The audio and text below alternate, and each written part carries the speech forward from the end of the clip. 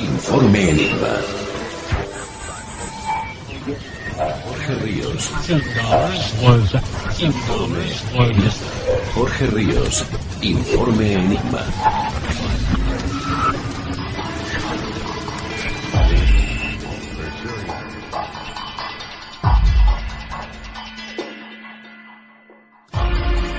Bienvenidos a Informe Enigma.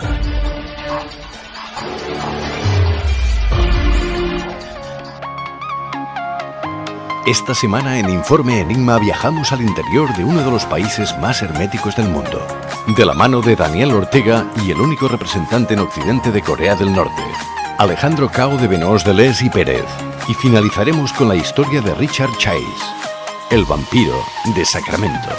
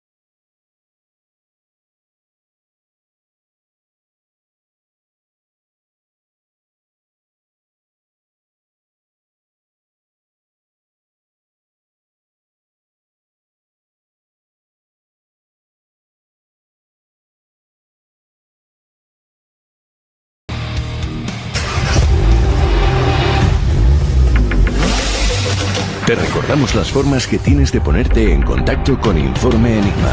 A través de Twitter, @Informe Enigma. Por correo electrónico, enigma-rpa@hotmail.com. O bien en la página de Facebook Informe Enigma. Contacta con nosotros.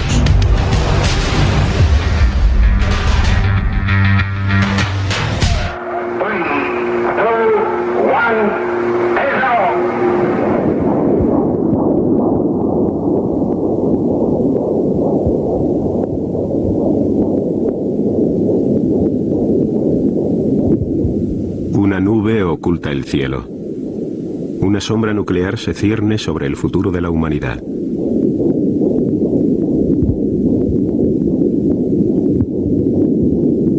A mediados del siglo XX, dos superpotencias se preparaban para un conflicto que podía haber terminado con la vida de este planeta.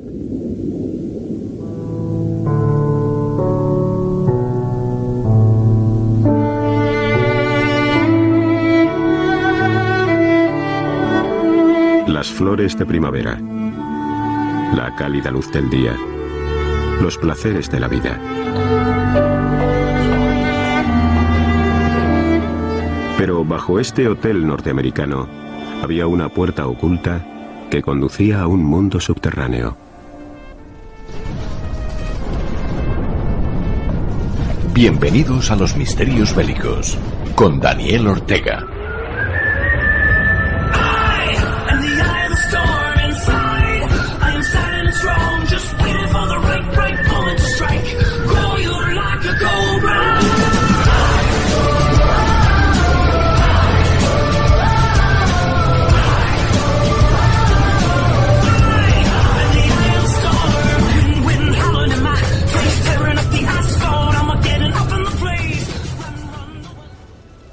Hoy tenemos sin duda un programa muy potente, un programa diferente del que vamos a sacar muchísimas conclusiones. Vamos a tener al representante español de Corea del Norte en Occidente para hablarnos de ese país desconocido y tan hermético, pero como siempre digo, tenemos que saber el por qué ocurre lo que ocurre y la única manera es volver un poco a los inicios de cuando Corea del Norte comenzó a ser el reflejo de lo que vemos hoy. En la segunda parte tendremos esa gran entrevista, pero ahora vamos a meternos de lleno en la historia y vamos a viajar a la Guerra Fría con nuestro compañero Daniel Ortega. ¿Cómo te encuentras, Dani? Muy bien, todo en orden. ¿Qué tal tú? ¿Cómo estás? Muy bien, pasando una calor horrible, compañero. Bueno, es lo que toca en agosto, ¿no? Dani, háblanos un poquito, porque luego vamos a tener la entrevista a Alejandro Cao de Benós, pero ¿qué ocurre con la Guerra Fría y Corea del Norte? Yo, por mi parte, yo creo que aunque vamos a hablar con todo un experto en la materia en la segunda parte del programa, sí que está bien, como solemos hacer en las intervenciones de Informe Enigma, tratar la historia con esa perspectiva que buscamos para acercarnos, ¿no?, a lo que fue aquella época. Cuando hablamos de la Guerra de Corea, parece que estalla ahí sin previo aviso. Yo creo que considerar esta guerra como algo así esporádico, un conflicto más del siglo XX, es un error de bulto. Hay que comprender qué ocurre antes de esta Guerra de Corea. Esta guerra comienza en el año 50, 1950. Si vamos un poquito atrás en el tiempo, justo en 1945 concluye esa guerra de la que tanto hemos tratado en Informe Enigma, ¿no?, que es la Segunda Guerra Mundial. Todos conocemos lo que ocurre nada más terminar el conflicto en Europa, ¿no? Ese mayo de 1945 tenemos dos superpotencias, Estados Unidos por una parte, tenemos a la URSS por otra parte. Ahí es donde podemos contextualizar ese comienzo de la Guerra Fría. Tenemos dos grandes superpotencias que han luchado independientemente, tanto en el frente occidental como en el oriental, contra una Alemania, ¿no?, que era el enemigo común, y además los americanos han estado dándose tortazos por todo el Pacífico de arriba abajo con los japoneses. Ahí es donde tenemos que empezar a hablar de una guerra fría, es decir, ese calentamiento en las relaciones. Cuando digo calentamiento, entiéndase ese digamos, increciendo, ¿no?, de las hostilidades diplomáticas que van a existir durante décadas entre la URSS y los Estados Unidos. Después de ese año 1945, ellos, Estados Unidos, junto con sus aliados y la URSS, van a estar ocupando Europa, pero parece que el teatro de operaciones europeo se les ha quedado corto. Por lo tanto, en este caso la URSS, con su influencia ideológica, ¿no?, del comunismo, va a ir adueñándose de otros territorios, tanto en Europa como en Asia, para seguir implementando, ¿no?, esa doctrina ideológica, ese sistema político del comunismo en otras naciones. Yo creo que es ahí donde tenemos que ponernos en situación, ¿vale?, para localizar lo que va a ser la Guerra Fría, lo que va a ser posteriormente sus exponentes, como veremos otros conflictos bélicos como fue la Guerra de Vietnam, pero hoy nos quedamos con la Guerra de Corea, que para mí es una de las grandes desconocidas de este siglo XX. ¿Y cuáles son esos antecedentes históricos que hay, Dani? Pues yo creo que lo citado sobre el teatro de operaciones europeo nos va a poner en situación a muchos, ¿no?, de los que participamos en este programa. Cualquiera que se sitúe ahora mismo en un mapa de Europa y vea a Alemania, ¿no?, en Centro Europa, si se retrotrae a ese año 1945, va a ver cómo la URSS ha ido fagocitando estados, ¿no?, desde su área de influencia más próxima hasta llegar a Polonia, incluso la parte dominada de Alemania por ellos mismos. Por la otra parte, la Europa occidental, lógicamente con los Estados Unidos, ¿no?, como defensor en aquella época, garante, ¿no?, de esa libertad recuperada por Europa, van a estar sumergiéndose en como he dicho antes, ¿no?, en un ambiente de hostilidades que va a ir cada vez a mayores. De hecho, en la propia Guerra de Corea vamos a citar un suceso que casi lleva a la humanidad a una hecatombe absoluta. Pero debe quedarnos claro desde ahora mismo que hay que ir girando la vista ya, olvidarnos de esa Segunda Guerra Mundial para ir trasladándonos en el tiempo más allá de 1945, ir aterrizando ya en 1950 y nos vamos a ir ahí a esa península, ¿no?, que brota desde el sur de China y que está ahí cerquita de Japón. Vamos a ir situándonos ya ahí en Corea. Pues ahora sí, Dani, cuéntanos un poco qué ocurre cuando estalla la guerra. Muy bien, nos vamos a esa primavera, ya rozando con el verano, ¿no?, que es junio de 1950, un día 25, donde, aunque sí que existían en Corea rumores más que palpables de que iba a haber una confrontación, la propia CIA estadounidense ya contaba con informes, ¿no?, de que iba a existir una acción inminente por parte de Corea del Norte contra sus vecinos de Corea del Sur. Para que nos hagamos una composición de lugar, hay un paralelo que atraviesa, ¿no?, el globo terráqueo. Está compuesto, ¿no?, por varios sectores, ¿no?, que van dividiendo los paralelos. Pues si nos localizamos en el paralelo 38, vamos a ver que atraviesa Corea prácticamente en su mitad. Si retrotraemos la vista a aquel año 1950, tanto la URSS como los propios Estados Unidos han estado adueñándose de varias áreas a lo largo del globo terráqueo donde van a estar influenciando, ¿no?, con sus, digamos, potenciales militares, pero también su potencial político. Ya más que de un conflicto bélico incipiente, vamos a estar hablando de una situación geoestratégica, geopolítica muy interesante, porque Rusia, lógicamente, estaba regida por el comunismo en aquella época. China, prácticamente al lado de la URSS, como todos bien vemos en un mapa, también va a tener ese vecinito que está ahí, que es Corea, donde su parte norte, Corea del Norte, va a estar también influenciada por la vertiente comunista, mientras que la parte sur va a ser más proclive a la ideología de Estados Unidos, ¿no?, de ese capitalismo. Pensemos que cerquita Japón ha perdido la guerra contra los Estados Unidos en la Segunda Guerra Mundial y está bajo la influencia directa de los Estados Unidos. Por lo tanto, Corea, esa península, ese apéndice que hay en el mapa que podemos ver, está justo en medio, entre dos áreas de influencia muy potentes. Está justo en el punto de mira de ambas superpotencias. ¿Y qué tiene que ver, Dani, la ONU en este asunto? Bueno, aquí la verdad que, pese a lo crudo de la situación, vamos a ver que la ONU, una vez que ese 25 de junio del 50 el ejército norvietnamita se adentra, ¿no?, en la frontera de ese paralelo 38, invade en cuestión de meses, o sea, estamos hablando en cuestión de 2-3 meses, se mete hasta la capital, se mete hasta Seúl, se adueña de la propia capital, lógicamente a la fuerza, con acciones armadas, durante, insisto, 2-3 meses, una acción prácticamente relámpago. Se planta casi en el extremo sur de la península y las fuerzas que allí estaban concentradas del ejército survietnamita, los pocos efectivos con los que contaba Estados Unidos, se quedan, digamos, aislados prácticamente. Es entonces cuando, digamos, que la reacción internacional empieza a tomar cartas en el asunto. Los comunistas, los países comunistas, China, Rusia, etcétera, no esperaban una acción tan determinante por parte de Estados Unidos. Cuidado que aquí Estados Unidos se salta un poco a la torera el mandato de la ONU, que tal vez siempre ha sido muy prudente, ¿no?, a la hora de ordenar el envío de tropas a países donde haya un conflicto bélico. Aquí, pues bueno, estamos en los años 50, recién creadas las Naciones Unidas. Vamos a ver que prácticamente Estados Unidos decide tomar la sartén por el mango y decide enviar fuerzas para combatir al enemigo comunista, ¿no?, en aquella época.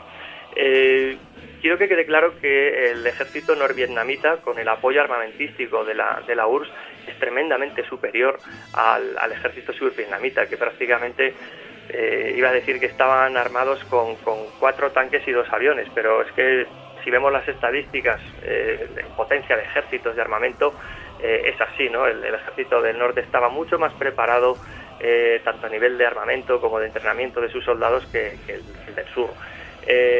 También tenemos que contar que cada parte, ¿no?, del conflicto bélico, Corea del Norte, Corea del Sur, van a estar apoyados, lógicamente, unos por la URSS, por China y otros por Estados Unidos, y una caterva, ¿no?, de países que se suman a los Estados Unidos y que van a ser coordinados por la ONU, ¿no? Que finalmente decide tomar cartas en el asunto. Pero ojo que aquí, cuando hablamos de la ONU, hay que cogerlo con pinzas, ya que diferentes fuentes bibliográficas dicen o apuntan, ¿no?, a que la ONU, pues bueno, sigue un poco lo que dice Estados Unidos, como que era, entendámoslo, ¿no?, dentro de ese Consejo de Seguridad de las Naciones Unidas, uno de los pesos pesados, ¿no?, junto a la URSS, se decanta más por decir que, bueno, que la acción está totalmente legitimada, mientras que la Unión Soviética se abstiene, ¿no?, en las votaciones para esa acción, lógicamente, porque la acción armada, la URSS, el gobierno de la URSS no se va a implicar, sino que va a implicarse de una forma subrepticia, que es mandando armamento, mandando logística para el ejército norvietnamita, mientras que China sí que va a participar en esa guerra. Es curioso ver cómo, gracias a esa intervención de Estados Unidos y de la ONU, todo el terreno que recupera en esos primeros meses de conflicto, gracias, insisto, a ese poderío armamentístico de los Estados Unidos y de los países de la ONU que le apoyan, todo el terreno conquistado por Corea del Norte, en prácticamente un periodo similar, en otros 3 meses, 4 meses, van a plantarse en el extremo norte de Corea, lindando con China. Ahí vamos a situarnos con otra circunstancia bastante dura, ¿no?, que es lo que citaba al principio, que prácticamente se desata un conflicto nuclear. Lo que es curioso, Dani, es que a día de hoy, así lo manifiesta Corea del Norte, vamos a decirlo finamente, no le cae bien China, para nada. Pero en 1951 recibió Corea del Norte el apoyo de China. Eso es, y es algo que, vamos, lógicamente está más que documentado, ya que incluso soldados chinos se sumaron al ataque norcoreano, a la invasión de Corea del Sur. Esas primeras acciones de toma y daca, ¿no?, a lo largo del mapa de Corea, de norte a sur y de sur a norte, ¿no?, ese ataque y contraataque, va a dejar un poco descuadrado, ¿no?, a la ONU, a los propios Estados Unidos, ya que a finales del año 50, en una contraofensiva que van a ir lanzando los norcoreanos con el apoyo de China, que va a durar hasta julio del 51, van a plantarse otra vez más o menos en el paralelo 38, es decir, vuelven al punto de origen, ¿no? Es decir, que prácticamente en un año han bajado hasta el sur de Corea, han vuelto mediante un contraataque los Estados Unidos hasta arriba con sus aliados, con los surcoreanos y demás, y luego han vuelto a retroceder hasta el punto de partida. En ese punto hay una máxima tensión, ya que ha transcurrido un año de conflicto, que se ha dado en unas circunstancias incluso climatológicas bastante duras, ¿no?, porque según reflejan algunos relatos de excombatientes de ambos ejércitos, se llegó a luchar a más de 20 grados bajo cero, o sea que fueron condiciones espantosas, ¿no?, las que allí se vivieron en los combates. Y justo en ese momento de tensión, uno de los generales estrella, que seguro que suena más de un radioyente, que es el general MacArthur, típico general que conocemos, ¿no?, de la Segunda Guerra Mundial, ¿no?, por su intervención en Filipinas y en el Pacífico durante la Segunda Guerra Mundial. Él sigue aquí, digamos que le va la marcha, ¿no?, al hombre, y es uno de los principales artífices de emplear la fuerza, las armas nucleares contra China. Por eso lo que comentabas hace un instante, ¿no?, de cómo eran amiguitos, y ahora cómo que parten peras, ¿no?, entre China y Corea, pero en aquella época eran bastante amigos. Lógicamente les convenía, ¿no?, porque contar con el apoyo logístico y con el apoyo humano del ejército chino para Corea del Norte pues podía suponer una garantía. Pero ojo que el papel desempeñado por MacArthur casi desencadena una guerra nuclear contra la URSS y sus países aliados, en este caso China. Si no es por la intervención del presidente Truman, estaríamos hablando de un desastre absoluto, ¿no?, a nivel internacional. Hay que ponernos en aquella época, ¿de acuerdo? Hoy en día todos los países que, digamos, superpotencias militares cuentan con armas nucleares. En aquella época eran 2 contados y lógicamente se estaban dando de tortas de forma directa o indirecta en la península de Corea. La verdad que lo que pudo llegar a desatarse a mí por lo menos dio bastante miedo entonces, y me pone la piel de gallina solo citarlo. De hecho, al propio MacArthur lo puede leer cualquiera de los que nos esté escuchando hoy en su biografía o en cualquier libro de historia que trate la guerra de Corea. Le apartan del mapa porque dicen este señor es un peligro y la que puede liar aquí es bastante seria. Estamos hablando de armas nucleares, no de armas convencionales como las que emplearon ambos ejércitos, pero vamos, según las estadísticas, para que se haga una idea el radio oyente, en la guerra de Corea los bombardeos convencionales por saturación de las ciudades norcoreanas o ya en el sur de Corea, que las destrozaron por decenas, estamos hablando que se utilizaron más toneladas de explosivos que en la guerra del Pacífico, y estamos hablando de 3 años, o sea, es que es una auténtica salvajada.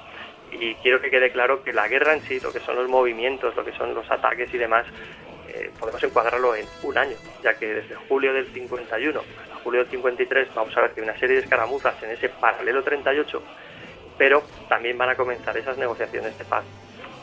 Bastante duro el tema. Cuando siempre vemos a alguien de Corea, algún representante que habla, sale a relucir la palabra armisticio. Para todos aquellos que no sepan qué es, Dani, ¿podrías definirlo? Sí, un armisticio, para que nos hagamos una idea, ¿vale? Insisto, puede haber definiciones tan válidas unas como otras, pero en ese año de 1951, julio del 51, es cuando llegamos a ese año, ese aniversario del comienzo de la guerra prácticamente, ¿no? Dijimos que fue en junio del 50 cuando empieza. Hemos pasado ya 13 meses de conflicto y ahí lo que se busca, ya hemos llegado a ese estancamiento otra vez en la frontera prácticamente, ¿no? En el paralelo 38, lo que se busca es, digamos que parar las armas, parar la guerra, es decir, vamos a negociar no una rendición, sino más bien unas tablas, es decir, vamos a... esto se puede rebatir, insisto, por cualquiera que haya leído de este tema o de cualquier otro conflicto bélico, ya que mi definición puede ser tan válida como la de otro, ¿no? Pero un armisticio se resume a eso, ¿no? Hemos llegado a un punto muerto, como fue el caso en este caso de la guerra de Corea, después de un poquito más de un año de conflicto, y lo que busco es negociar, no una rendición, pero sí un alto el fuego, que nos dé unas garantías, buscar a través de una negociación unos objetivos para unos y para otros. Lógicamente, Corea del Norte quería adueñarse de toda la península, Corea del Sur, lógicamente, lo que quería era defenderse, ser libre de esa presión del norte en cuanto a ser invadidos por esa ideología, por ese tipo de gobierno, y quería dedicarse a ser un Estado no en la órbita del comunismo, ¿no? De esos países alineados con la URSS. Esto, insisto, a nivel geopolítico es súper interesante, y cuando hablamos de un armisticio no estamos hablando de una guerra convencional como podemos haber hablado de una Primera Guerra Mundial o de otra guerra. Aquí es que el trasfondo ideológico, el trasfondo político condiciona mucho más allá lo que puede ser un armisticio convencional, que es esa, digamos, negociación, ¿no? Para poner fin a una guerra, parar con el uso de las armas y que cesen las hostilidades. Daniel, me gustaría que me dijeras si esto es cierto o no, pero han llegado a mis oídos comentarios que decían que durante la Segunda Guerra Mundial Estados Unidos llegó a lanzar sobre Japón, Corea y demás, más bombas que en toda la guerra sobre la Alemania nazi. ¿Esto es cierto? Pues no te diría que no. Si cogemos, insisto, en manuales de historia tenemos, depende de las fuentes, ¿vale? Las propias estadísticas pueden variar, y lógicamente cuando se van revisionando, ¿no?, los datos a lo largo de la historia puede fluctuar mucho, ¿no? El Pacífico, vamos a ver que es la guerra estrella, ¿no?, donde participa los Estados Unidos en la Segunda Guerra Mundial. Se lo come en solitario junto con otros países, ¿no?, entonces de la Commonwealth, aliados lógicamente de los Estados Unidos, Inglaterra, Nueva Zelanda, etcétera, Australia, ¿no? Pero los Estados Unidos son los protagonistas absolutos en la guerra del Pacífico. El empleo de armas, lógicamente, cuando hablamos de los bombardeos, estamos hablando de miles de toneladas lo que sueltan, ¿no?, en Japón y en todos los archipiélagos que van conquistando en su camino hacia Japón, ¿no? Para que nos hagamos una idea, Estados Unidos entra en guerra con Japón un lejano 7 de diciembre del 41, pero hasta que se firma la rendición, estamos hablando de un septiembre del 45, han pasado 3 años largos, casi 4 años, donde han dado rienda suelta a todo su potencial, pero es que aquí lo concentran en un año en Corea, o sea, es que es una barbaridad. Insisto, cualquiera que se haga con las estadísticas va a ver las cifras y va a decir, joder, la que preparó Estados Unidos, tendiendo a auténticas alfombras de bombas hasta Japón, pasando por todo el Pacífico, pero es que en Corea lo superan, o sea, es que es una auténtica barbaridad. ¿Cuándo cesan las hostilidades entre Corea del Sur y Estados Unidos, podríamos decirlo así, su aliado más próximo? Muy bien, pues ahí en ese conflicto, ¿no?, que estamos viviendo hoy, ¿no?, que es para mí una de las guerras olvidadas del siglo XX y también una de las más salvajes, porque luego si me permites, en una pequeña reflexión final voy a citar algunos números, ¿no?, para que nos hagamos una idea. Cuando llegamos a ese julio del 53, cesan las hostilidades, prácticamente 3 años después de ese comienzo del conflicto, y han vuelto a las fronteras originales, ¿no? Prácticamente llevaban estancados desde julio del 51, es decir, que ha habido 2 años donde a lo largo y ancho de la frontera pues ha habido una serie de escaramuzas, refriegas más de pequeña intensidad, para que nos hagamos una idea, donde hay tanto soldados de Corea del Norte apoyados por soldados chinos se han estado enfrentando durante 2 años, que supuestamente duraban las negociaciones, para ir consiguiendo esos objetivos, ¿no?, que lógicamente estamos hablando a niveles políticos que, insisto, son súper interesantes. Para que nos hagamos una idea también, durante ese año 53 fallece Stalin, el líder de la URSS, que durante tantos años ha estado al mando de la Unión Soviética, de Rusia. Durante esos 2 años que han ido desde el estancamiento del año 51 hasta el 53, lo que se ha intentado es, por activa y por pasiva, por unos y por otros, ya no de hacerse con el control de la península, salvo lógicamente las intenciones de Corea del Norte, ¿no?, que estaba claro que era su expansión hacia el sur, pero unos y otros al fin y al cabo se dan cuenta de que esa guerra se ha quedado estancada y que poco o nada van a hacer, y eso que estaban contando con el apoyo de las 2 grandes superpotencias. Van, lógicamente, después de ese cese de las hostilidades, a crear una zona desmilitarizada, que es ese paralelo 38, seguimos, ¿no?, con esa línea que hemos visto al principio de la intervención, que va a ser más o menos de unos 3-4 kilómetros, y ahí digamos que va a estar prohibido el uso de las armas, ¿no?, es decir, que esa va a ser una franja de seguridad donde ni unos ni otros van a poder atravesarla para enfrentarse, ¿no?, con su enemigo. Es decir, que si nos fijamos en el mapa, hemos regresado, ¿no?, a ese punto de inicio, y nos vamos a quedar en un punto fronterizo, ¿no?, donde básicamente no se permite el acceso, y donde vamos a estar ahí como con una barrera imposible de franquear, ya que intentar hacerlo pues supone que te disparen o que caigas fruto de un disparo del soldado que está vigilando, de una mina, de cualquier artificio imaginado, ¿no?, por el ser humano para que nadie traspase esa línea, insisto, ni de sur a norte ni de norte a sur. Dani, 2 preguntas. Una, ¿sirvió de algo aquella guerra? A día de hoy hay 2 versiones, hay quien dice que sí, quien dice que no, pero luego quería saber, o yo, los oyentes, ¿quién lideraba, digamos, esas fuerzas de Corea del Norte? Vale, yo sí, si te quieres mi opinión personal, si sirvió de algo aquella guerra, te puedo decir un sí y un no. Para mí, desde el punto de vista moral, no sirvió para nada. Lógicamente, aquello fue una masacre innecesaria, que tarde o temprano iba a desatarse. Podemos encontrar varias versiones, ¿no? Era un punto caliente, ¿no?, en el mapa mundial, ¿no? Hemos dicho antes, ¿no?, que estaba justo en el punto de mira de la URSS de Estados Unidos, ya que estaba próxima a Japón, entre China, Rusia, etcétera. Está ahí en medio. Era un sitio caliente, lo mismo que luego fue Vietnam más adelante, ¿no? Para mí, lógicamente, mi opinión personal es que no sirvió para nada. Estamos hablando de que aproximadamente el 15% de la población de Corea del Norte fallece en esa guerra. Estamos hablando de unos 2,5 millones de muertos, o sea, es una salvajada.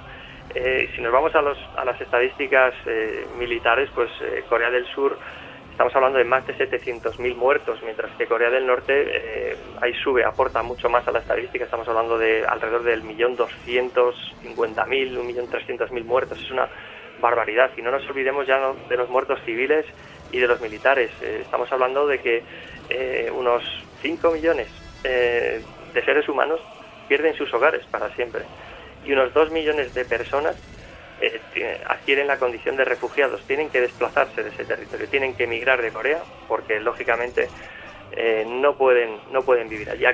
Tiene que quedar claro que en aquella guerra ciudades enteras quedaron destrozadas, prácticamente inservibles, y que bueno, todos hemos visto documentales tanto de Corea del Norte, Corea del Sur, cómo ha quedado aquel país después de 1950, ¿no? Una auténtica pena. Y ya si nos vamos a otros ejércitos que participan, pues bueno, Estados Unidos también pierde más de 50.000 soldados en aquella guerra. Chinos mueren por cientos de miles, o sea que para mi gusto es una auténtica guerra innecesaria.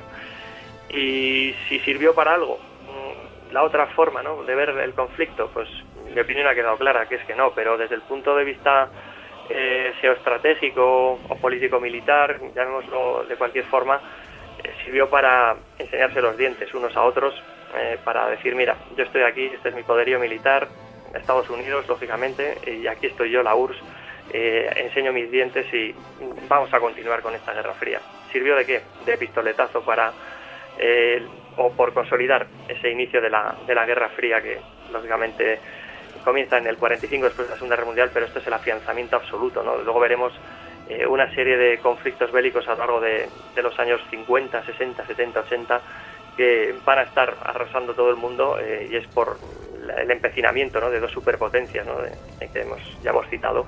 Uh-huh. Y Guerra de Corea fue el primer escenario de ellos. Corea del Norte, desde lo que vemos a día de hoy, ha tenido tres cabezas, digamos, pensantes, sí, que dirigen a todo el país, que era Kim Il-sung, Kim Jong-un y el actual líder Kim Jong-un. Podríamos decir que en este conflicto bélico, que tú nos estás relatando, aquel que estaba por delante, aquel que movía las tropas, ¿era Kim Il-sung? Yo me atrevería a decir que sí. Muchas veces, insisto, esto es totalmente rebatible. Muchas veces en los conflictos bélicos, lo hemos visto en la Segunda Guerra Mundial, en la Primera Guerra Mundial, muchas veces no se deja a los militares hacer su trabajo, ¿no?, sino que son los políticos o los gobernantes los que están ahí detrás, ¿no? Muchas veces, si tú no haces como militar lo que espera tu político de ti, te va a relevar, te va a quitar de ahí, ¿no? Muchas veces lo hemos comprobado en la historia, ¿no?, como grandes generales, profesionales que se debían a su ejército, a sus hombres, han sido relevados del mando por llevar la contraria a los políticos, ¿no? El caso de Corea del Norte, en mi humilde opinión, insisto, para mí, su cabeza pensante, su dirigente en el gobierno, es el que movía las cuerdas de la marioneta, ¿no?, que al fin y al cabo, y si nos ponemos a ser un poquito más, si me permites la opinión, psicópatas pensando, la URSS era el gran, entonces, ¿no?, el gran eje del comunismo a nivel internacional, y lógicamente las relaciones políticas entre unos países y otros que estaban alineados en torno a la URSS, las marionetas ya podíamos decir que los hilos se tiraban desde mucho más atrás, ¿no? Hemos visto multiplicidad de casos como este, ¿no?, de gobiernos títeres, ¿no?, en aquellas décadas de los 40, 50, 60, 70, donde ha habido conflictos bélicos que la URSS estaba detrás de ello a nivel político, a nivel militar, y lógicamente pues Corea no iba a ser una excepción. Daniel, y ahora sí, háblanos brevemente, algo muy fugaz, ¿qué podemos encontrar de Corea del Norte en el cine y en la literatura actualmente? Sí, yo creo que citábamos un día hace tiempo una película, para mí una película que es bastante emotiva, es dura, narra bastante bien, para mi opinión personal, lo que sufre la población civil, las masacres de civiles que hay, ¿no?, por parte de ambos ejércitos, tanto de Corea del Sur con sus aliados norteamericanos como Corea del Norte, la escabechina de la población civil y luego la barbarie, ¿no?, que es los combates militares y en qué condiciones se llevan a término en esos años 50. Sin duda, para mí, Lazos de Guerra, del año 2004, si no me falla la memoria, es una película hecha en Corea del Sur. Lógicamente, podemos esperarnos, ¿no?, un poquito de qué pie va a cojear, ¿vale?, pero no deja de relatar una historia que es dura, es lo que fue aquello, ¿no? Entonces, yo sí que animo a que a que la gente la vea, Lazos de Guerra, porque es un poquito un resumen de lo que es la guerra de Corea a través de los ojos de varios personajes y sobre todo me gusta porque ahonda muy bien en el tema civil, la verdad que es bastante logrado. Y desde el punto de vista literario, la verdad que no hay material no es que abunde, porque ya, insisto, es una guerra bastante aparcada, ¿no? No sé por qué, pero bueno, no se ha tratado tanto, pero hay un libro que en castellano se ha traducido como La Guerra Olvidada y es un poco el resumen, no voy a decir de lo que he expuesto hoy, pero sí que aborda mucho el tema geopolítico, las presiones internas que había en Estados Unidos, cómo Truman a veces llega a cojear, cómo se le condenaba como alguien blando, ¿no? Ante el comunismo a ese presidente de los Estados Unidos, cómo le sucede a Eisenhower, ¿no? Otro gran general de la Segunda Guerra Mundial. También vemos el punto de vista chino, de la URSS, de la propia Corea del Norte. La verdad que desde el punto de vista geopolítico es bastante interesante. Ya no se centra tanto en las batallas a nivel militar, sino que lo ves desde una perspectiva un poquito más lejana, pero desde el punto de vista geoestratégico, geopolítico es bastante bueno, ¿no? La guerra olvidada.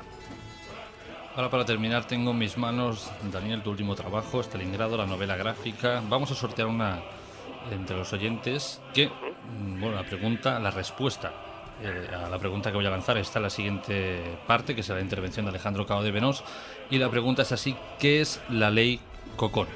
Es así de sencillo. Alejandro Cao de Benós supongo que lo explicará, digo yo, porque siempre lo acaba explicando en todas sus intervenciones, pero ahora tú, Daniel, explícanos un poquito qué libro o qué cómic tengo entre las manos. Stalingrado se titula el proyecto que hemos hecho Antonio Gil y como ilustrador y yo, Daniel Ortega, como guionista. Stalingrado, la historia gráfica, ha sido editado por La Esfera de los Libros hace poquito, en junio de este año. El lector va a sumergirse de lleno en una de las batallas más salvajes de la Segunda Guerra Mundial. Si hemos prestado atención, hemos citado la cifra de unos 2 millones de seres humanos muertos en esta guerra de Corea. Pues bueno, aquí lo va a encontrar, pero en una sola batalla de la Segunda Guerra Mundial, ¿no? Que se extiende desde un agosto del 42 hasta febrero del 43. En esos meses vamos a encontrar unas cifras estadísticas espeluznantes que nada tienen que envidiar a las de Corea. Cuando hablo de envidiar, es tristemente envidiar, ya que Stalingrado para mí es una de las batallas que más me erizan el vello cuando profundizo sobre ellas.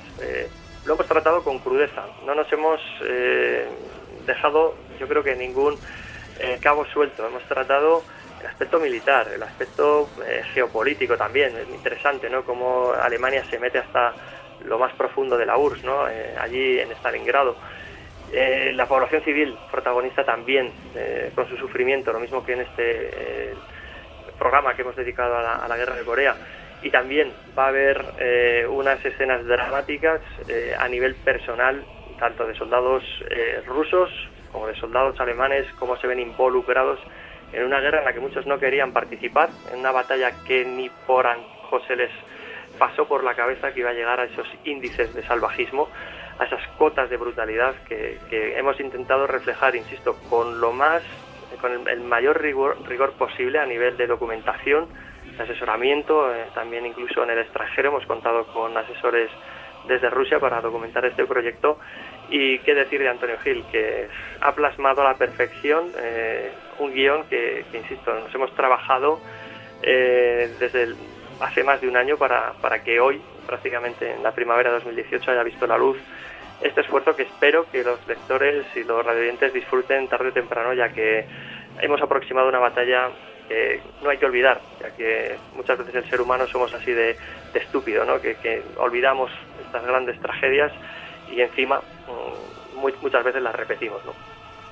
Pues ya sabéis, queridos oyentes, si queréis haceros con un ejemplar de este último trabajo de Daniel Ortega y Antonio Gil, solo tenéis que responder a esta pregunta, que ¿qué es la ley Cocón? La respuesta la encontraréis en la intervención de Alejandro Cao de Benós y podéis enviar las respuestas a enigma-rp@hotmail.com. También habréis escuchado esta dirección de correo en la introducción del programa. Y Daniel, ¿qué decirte, compañero? Pues que ha sido un placer de nuevo tenerte en Informe Enigma.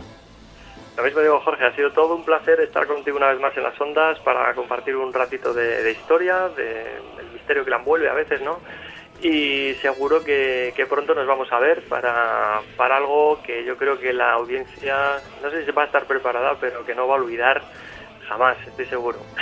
Y se me olvidaba un dato muy importante, que esta novela gráfica va totalmente dedicada para el oyente. Quiero decir que con esto tiene un valor añadido, pues algún día, pues Daniel, cuando fallezca, ya sabéis que eso lo podéis revender y ganar algo de dinerillo, que siempre viene bien. Bueno, esperemos durar un poco más, ¿no? Daniel, compañero, como siempre, un placer y nos escuchamos una próxima vez. Muchas gracias, Jorge. Un fuerte abrazo. If you spare a little of your imagination, it is a film to describe to you the effect of cymatic frequencies on matter. Informe Enigma.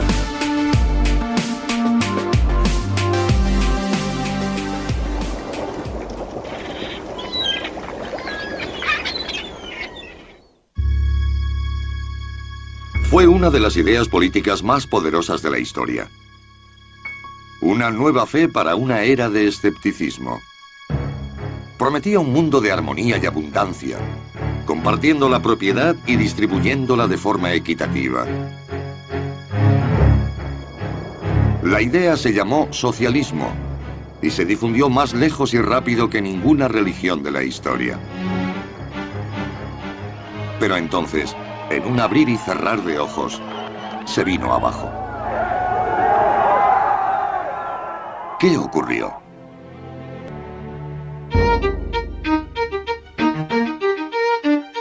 Este acercamiento, él lo mencionaba muy contento, muy feliz, fue algo China, por supuesto también a Corea del Norte y a su líder, porque tuvieron este acercamiento, él lo mencionaba muy contento, muy feliz, fue algo histórico, que decía podría cambiar ese panorama que existe.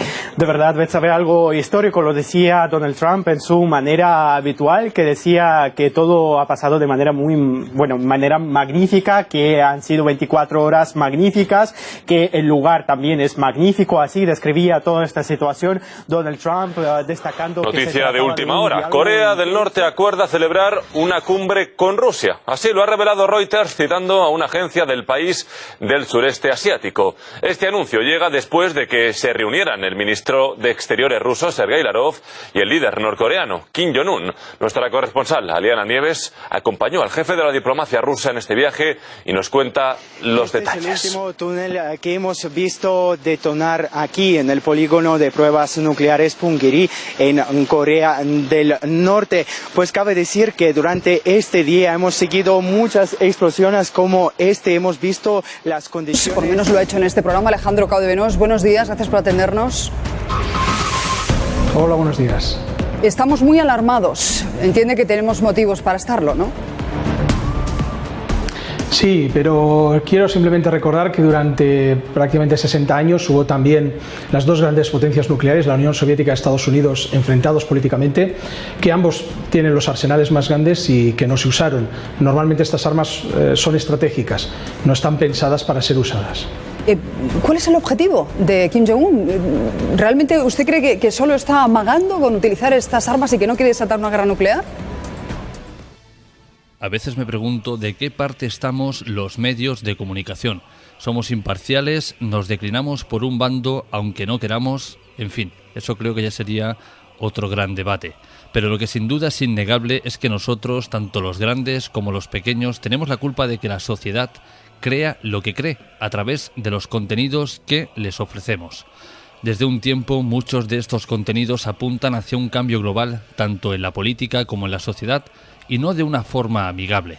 Los culpables serían en este caso Estados Unidos y Corea del Norte y ese enfrentamiento que llevan manteniendo desde hace ya bastantes años. Pero esto es así, quiero decir, ¿realmente estamos en peligro? ¿Los más media de comunicación nos están vendiendo una película que no es? Algunos dicen que se vaticina una tercera guerra mundial con estas dos potencias militares al frente. Sin embargo, creo que esa guerra comenzó ya hace muchos años, en el momento en el que los de arriba dejaron de pensar en los que estamos más abajo. Hoy vamos a conocer quién es esa gran desconocida llamada Corea del Norte y todos los secretos que esconde, si es que esconde algo. De la mano de un catalán, político, escritor, presidente de la Asociación de Amistad con Corea y el único representante y diplomático honorario en Occidente que habla en nombre de Corea del Norte. Bienvenido, Alejandro Cao de Benós. Muy buenas. Hola, ¿cómo te encuentras? Todo bien, muchas gracias. Alejandro, ¿cómo llega usted, que desciende de un linaje aristócrata, a convertirse en el representante de Corea del Norte en España? Sé que lo explica en profundidad en su libro Alma Roja, Sangre Azul, pero para aquellos oyentes que no tengan este libro en sus manos, ¿podría hacer una breve explicación? Sí, básicamente empieza siendo muy joven, con apenas 15, 16 años, y un interés bastante grande tanto por política como por la cultura asiática, y eso me hace irme acercando poco a poco a conocer más cómo funciona, ¿no? La cultura, este tipo de vida, y a la vez, sobre todo, buscar un modelo económico y social diferente. Estamos hablando de los años 90, tiempos bastante convulsos, donde el socialismo estaba desapareciendo en la mayoría de países, se está desintegrando la Unión de Repúblicas Socialistas Soviéticas, y básicamente parecía que el sistema socialista no podía ser un modelo a seguir. Pero había un país que resistía, y ese era Corea. Con 16 años tengo ese primer contacto, y a raíz de ese primer contacto en Madrid con unas familias coreanas que vivían allí, poco a poco voy desarrollando mis relaciones, creando la Asociación de Amistad con Corea y todo tipo de actividades, hasta que en el año 2002 conseguiría mi posición oficial como delegado del Gobierno de la República, hasta actualmente hoy en día. Pero lógicamente todo eso pues es una historia de más de 25 años. ¿Podrías, Alejandro, hacernos un poco de memoria histórica y explicarnos quizás la historia, precisamente, valga la redundancia, de Corea del Norte hasta el día de hoy?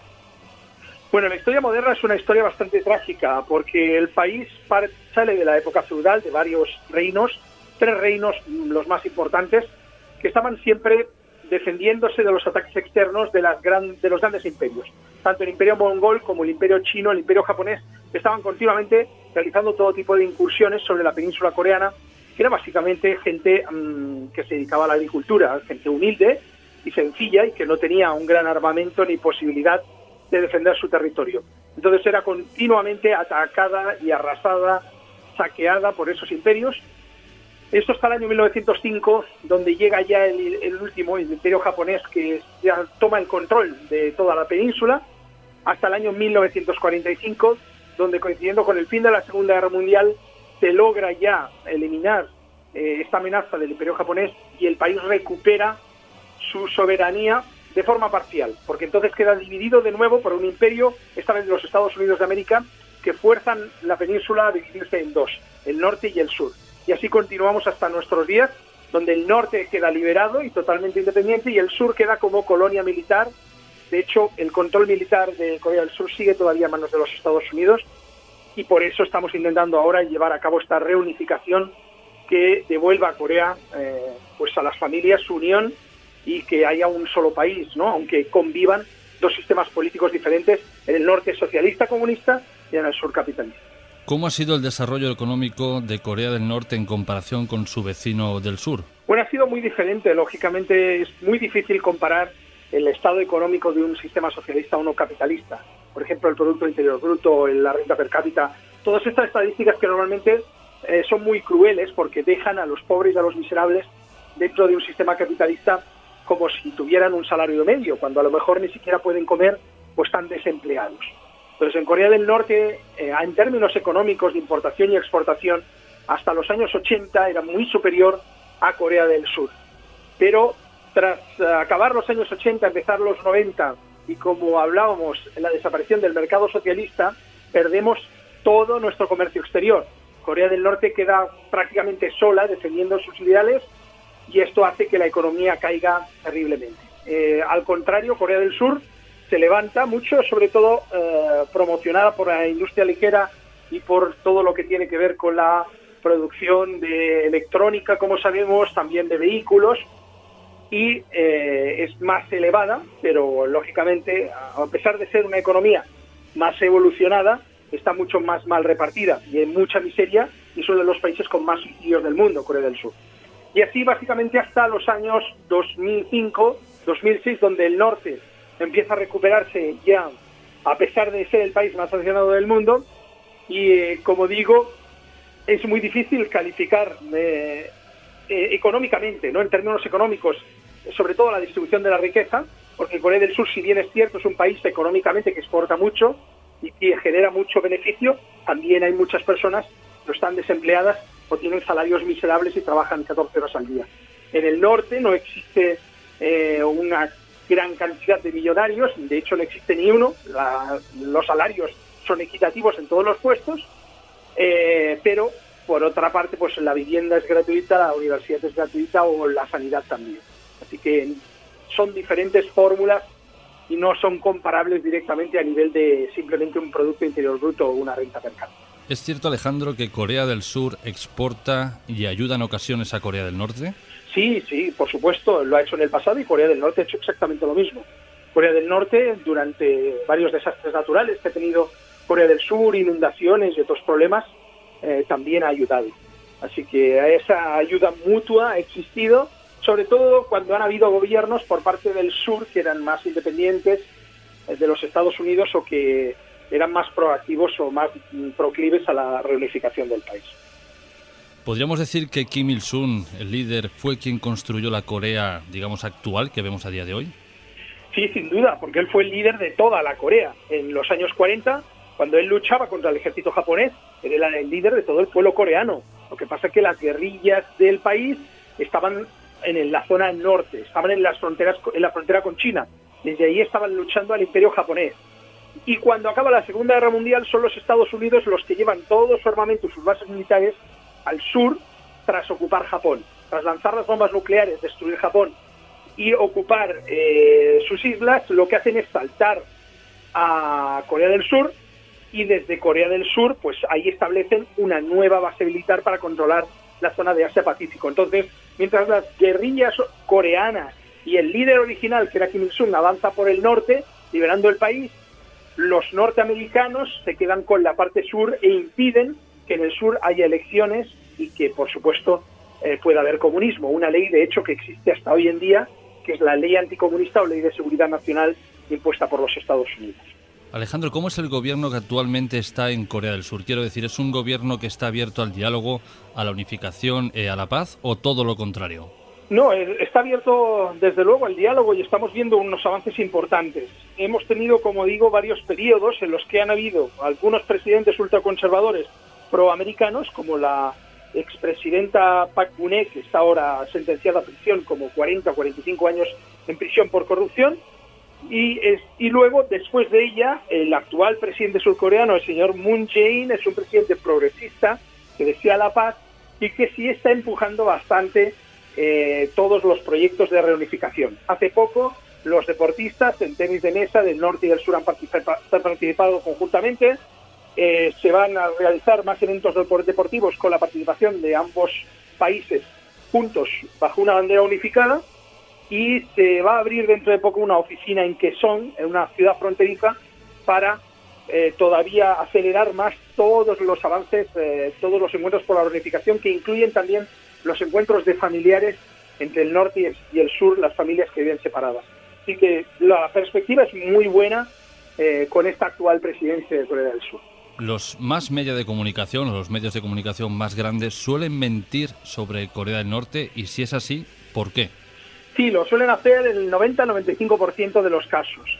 Y hay dos razones principales.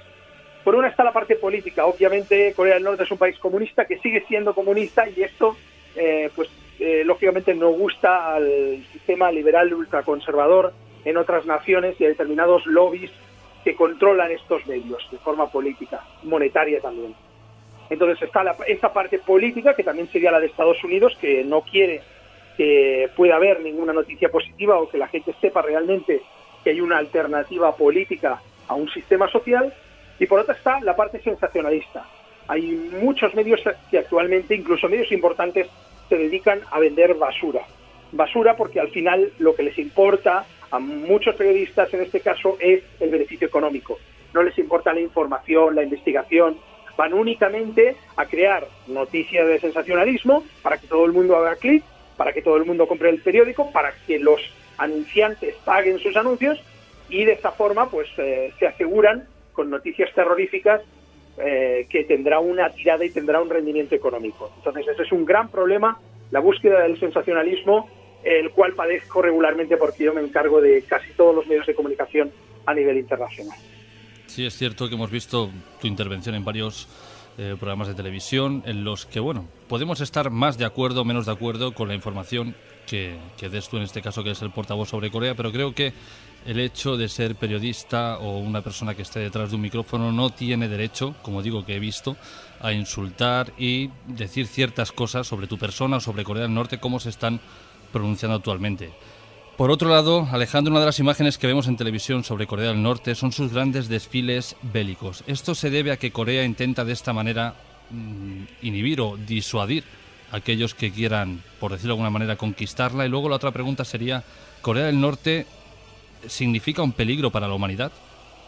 Bueno, empiezo por el final porque, sin ninguna duda, Corea del Norte es un país pacífico y nunca desea nada malo para la humanidad ni es peligroso para nadie.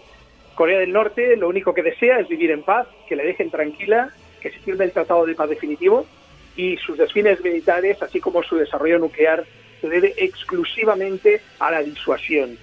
Los desfiles y estas pruebas que se han hecho de misiles y pruebas nucleares son las que han obligado al imperio norteamericano a sentarse a la mesa de negociación y son las que han asegurado que Corea no acabe como Irak, Afganistán o Libia. Así que, sin ninguna duda, Corea no está obligando a otras naciones a adoptar su sistema político, ni está invadiendo o queriendo invadir territorios o explotar recursos de otros países soberanos. Lo único que quiere es vivir tranquila, que le dejen y respeten a su pueblo y establecer relaciones, como no, de amistad con todos los países del mundo que lo deseen. Ese ha sido siempre el principio en relaciones exteriores de la República y lo sigue siendo.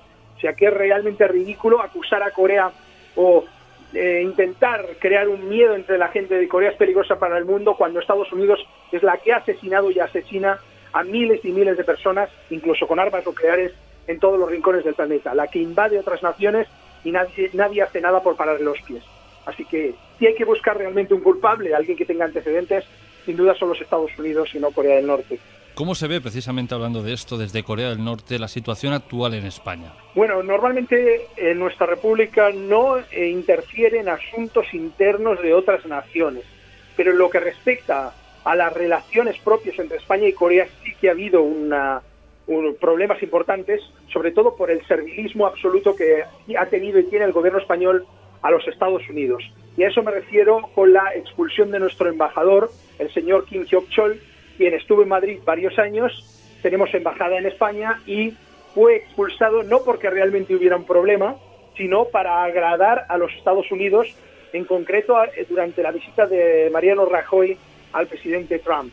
Durante esa visita quiso llevarle un regalo, por decirlo así, servilista, y ese regalo fue la expulsión de nuestro embajador y uno de nuestros secretarios, con lo cual tenemos solo una persona de personal diplomático en Madrid.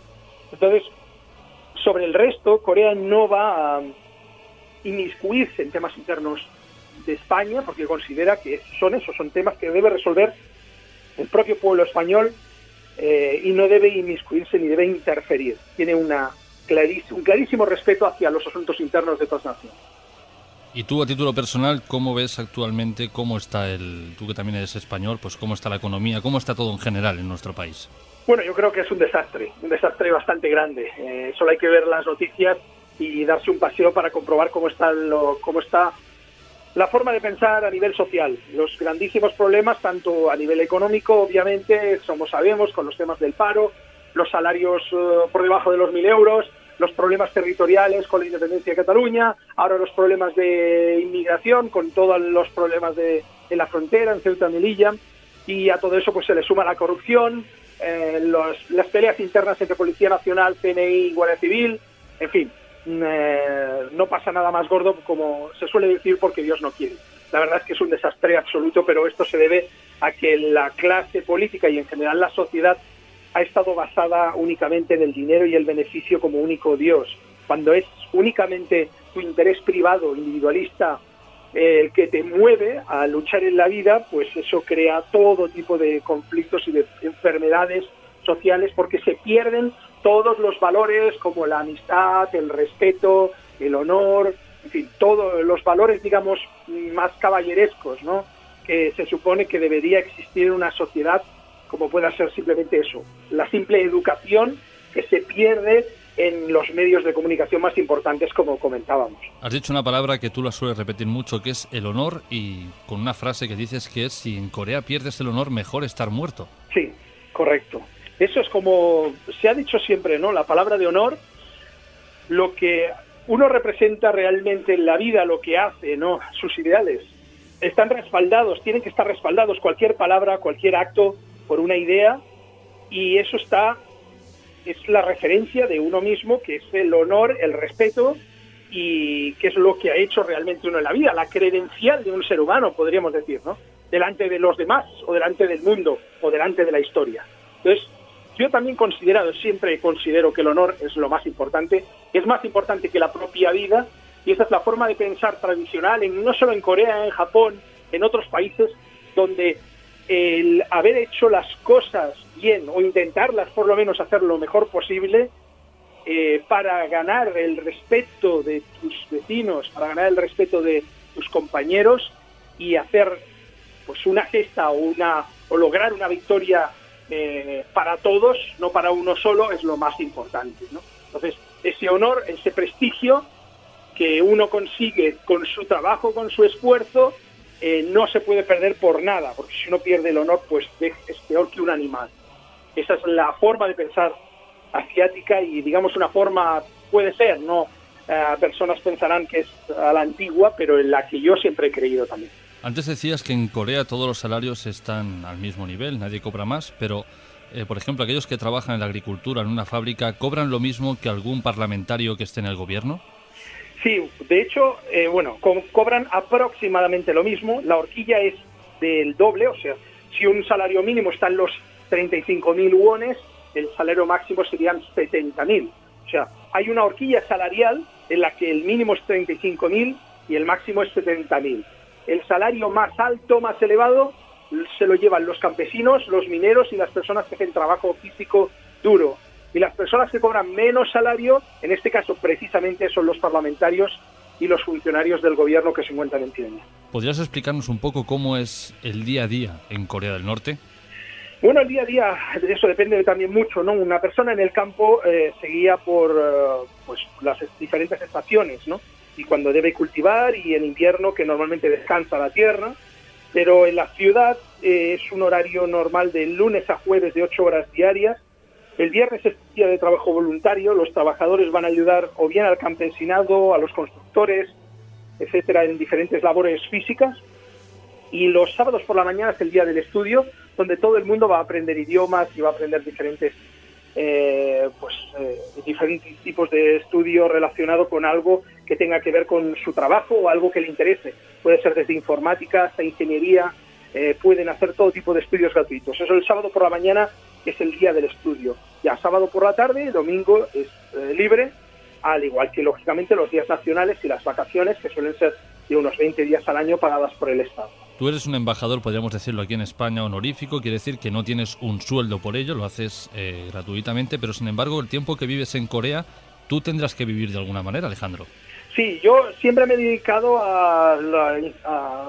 como técnico informático, me he dedicado al desarrollo de proyectos, y ese ha sido realmente mi trabajo hasta hace bien poco. Siempre he convalidado mi forma de vida a través de la informática, el desarrollo de proyectos de tecnologías de la información, con mi pasión, que ha sido Corea. Y en este caso, ahora, últimamente, sobre todo, gracias a mis contactos y a mi posición internacional, me dedico a la importación, exportación y a todo tipo de comercio exterior, aprovechando precisamente que realizamos bastantes proyectos de la República y otros países del mundo. Así que mis ingresos suficientes para poder subsistir proceden precisamente de este comercio internacional, que es también el propio que hacemos para el país, para la República. Ahora en Corea no tengo ningún problema, porque obviamente tanto el lugar para alojarme como mi manutención y todo lo necesario me lo cubre el gobierno. ¿Importación, exportación, está resultando fácil por la parte de Corea del Norte? No, muy difícil, tremendamente difícil. Como digo, Corea del Norte es el país más sancionado del mundo, y eso nos obliga a buscar muchas fórmulas y a prepararlo todo muy bien para que todo lo que representa el comercio internacional pueda llevarse a cabo. También se suma al problema que tenemos de ser el país más sancionado del mundo, la demonización que hemos comentado en los medios de comunicación.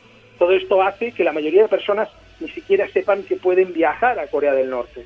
Pero bueno, poco a poco eso va cambiando y, por ejemplo, este año, incluso a nivel de España, hemos tenido muchos más turistas que el pasado. Vamos a entrar un poco en materia. ¿Qué interés tiene Estados Unidos en Corea del Norte? Bueno, tiene varios intereses. El primero es geoestratégico. Quien controla Corea controla el nordeste asiático y controla la entrada o salida de los dos grandes gigantes, la Federación Rusa y la República Popular China. Entonces Corea ha sido siempre ese lugar de paso, pero muy importante, a lo que se suma además no solo su posición, sino los grandes recursos en tierras raras que tienen. Las tierras raras, diferentes metales, minerales que son utilizados en la industria aeroespacial y de defensa. Además de las reservas de oro de las más importantes en Asia y también recursos petrolíferos que todavía no hemos podido explotar porque no tenemos la tecnología para llegar tan profundo a nivel del mar. Pero tienen muchísimos recursos, pero sobre todo, como digo, número uno, además de la explotación de este tipo de recursos mineros, está sobre todo en el control del nordeste asiático, una de las zonas, y no la que más, la que dentro de poco va a ser más importante económicamente y militarmente en el mundo. ¿No sería más fácil llegar a un acuerdo con Corea del Norte, llegar ya por fin a la paz y luego poder intercambiar lo que a Estados Unidos le interesa y lo que a Corea del Norte le interese de Estados Unidos? Llegar a un acuerdo que beneficie a ambos. Bueno, eso es lo que llevamos intentando desde el año 1950. En el 1950 Estados Unidos invade Corea del Norte, declara la guerra de Corea, hay un armisticio en 1953 y ese armisticio, que no es más que una tregua, continúa hasta hoy. Y hasta hoy mismo, incluso una vez Donald Trump se ha sentado con nuestro líder Kim Jong-un, todavía Estados Unidos no ha querido ni quiere firmar el Tratado de Paz definitivo. Entonces, primero hay que poner fin a la guerra, poner fin al conflicto bélico que lleva ya tantísimos años, y una vez que firme el Tratado de Paz definitivo, nosotros estamos encantados de comerciar con todo el mundo, incluso con Estados Unidos, no tenemos ningún inconveniente, pero son ellos los que insistentemente tratan de invadir y de destruir nuestro pueblo, nuestro país, la gente, sin ningún tipo de miramiento. O sea, van directamente a bombardear y a amenazar con la destrucción total, como dijo la famosa frase de Donald Trump, Fire and Fury, fuego y furia. ¿Qué actos pueden llevar a que Corea del Norte entre en guerra? Y si esto sucediera, ¿qué aliados tendría? Lo que podría entrar en guerra si hubiera una invasión unilateral, como por ejemplo la de Estados Unidos, el lanzamiento de misiles Tomahawk sobre Siria o sobre Afganistán o sobre otras naciones, o la invasión de Libia, por ejemplo. Y se produjera una invasión unilateral por parte de Estados Unidos, porque no lo va a hacer ningún otro país. Si alguien nos ataca, va a ser Estados Unidos o va a ser por orden de Estados Unidos. Inmediatamente Corea del Norte entraría en guerra, pero no sería una guerra convencional, sería una guerra termonuclear. Entonces Corea no espera contar con aliados porque cada país mira por sus propios intereses, pero sin ninguna duda, hablando de una guerra termonuclear, pues estamos hablando del fin de la humanidad como lo conocemos. Por lo tanto, eso no es una opción sencilla para ningún ultraconservador en Washington. De hecho, es gracias a las 5 pruebas nucleares subterráneas, gracias al lanzamiento de misiles intercontinentales, que Estados Unidos se ha visto obligado a sentarse en la mesa de negociación en vez de iniciar una invasión unilateral como la que ya pretendía Clinton desde los años 90. Es que claro, una guerra termonuclear no interesa a ninguna de las partes porque se acaba el chollo para todo el mundo. Exactamente. Eso era lo que nosotros pretendíamos con el desarrollo de las armas termonucleares y es lo que hemos conseguido. Al poco tiempo de haber hecho la última prueba, ya con Trump en el gobierno, se decidió que en este caso pues Estados Unidos no podía continuar con esta invasión y decidieron sentarse en la mesa de negociación. De ahí viene ese encuentro en Singapur, que es el primero en la historia entre un presidente de los Estados Unidos y un líder norcoreano. Alejandro, ¿podrías hablarnos un poco de vuestro gran líder Kim Jong-un? Sí, él es una persona muy sencilla. Él viene, pues al igual que fue educado por su propio padre, por Kim Jong-il y su abuelo Kim Il-sung.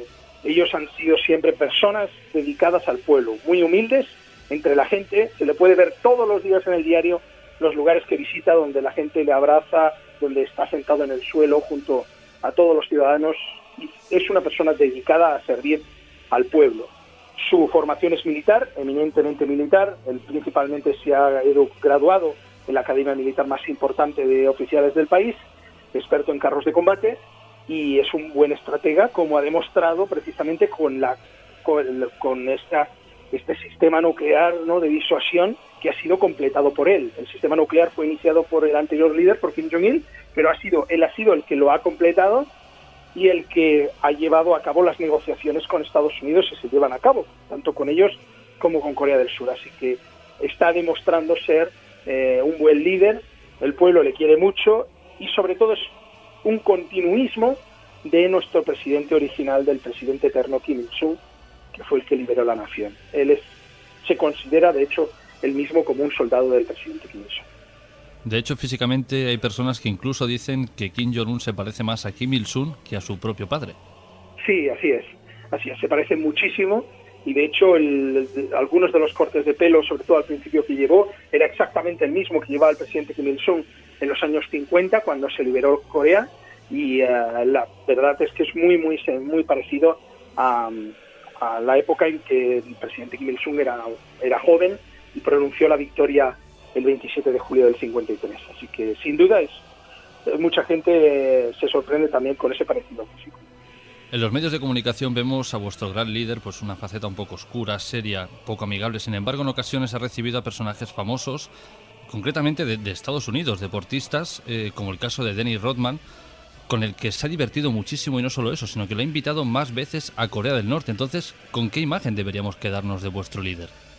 Bueno, como digo, él es una persona muy afable, muy sencilla. Si cualquier persona mira los diarios norcoreanos, y a través de internet, a través de las páginas también donde aparecen las fotos, como he dicho, de los lugares que visita a diario, verá que siempre está sonriendo, abrazando a la gente le abraza a él, todo el mundo le sigue, y no para nada demuestra en ninguna de estas fotos la imagen de una persona seria, oscura o enfadada. Yo el poco contacto que he podido tener con él, las veces que he estado siempre acompañando en eventos oficiales, eventos estatales, me parece, pues al igual que fuera nuestro líder Kim Jong-il, una persona muy normal y sobre todo muy humilde y siempre contento, siempre con una sonrisa. Esa es su forma de ser. ¿Cómo afectan, Alejandro, esos bloqueos a la prosperidad de la que hablábamos antes en Corea del Norte? Muchísimo, porque, como he dicho antes, es que simplemente la importación, incluso de material médico, no es posible. Hace poco varios organismos también de federaciones internacionales han querido hacer alguna pequeña donación de material deportivo, y estamos hablando únicamente de cosas sencillas, desde vendajes para deportistas hasta alguna máquina de entrenamiento de recuperación de lesiones. Pues no han podido hacerlo porque está bloqueado por las sanciones de Estados Unidos, que en verdad son sanciones de la ONU, pero están promovidas por ellos y refrendadas, ¿no?, y negociadas por ellos. Así que hasta las cosas más sencillas están técnicamente bloqueadas a la hora de incluso lo más básico, incluso en temas humanitarios. Así que imagínense, si llegamos a ese nivel, no hace falta ni hablar de cualquier tipo de producto que pueda ser necesario, por ejemplo, tecnológicamente, ¿no? Para tecnología punta, pues es prácticamente imposible hacerlo llegar por conductos normales. ¿Qué es la ley COCOM? La ley la ley COCOM. Sí, la ley COCOM. Bien, sí. Esto es una ley que ya se ha sustituido, se ha cambiado el nombre, se le ha puesto un nombre un poco más ligero, diferente, pero viene a ser lo mismo. Creo que ahora es el Tratado de Wassenaar.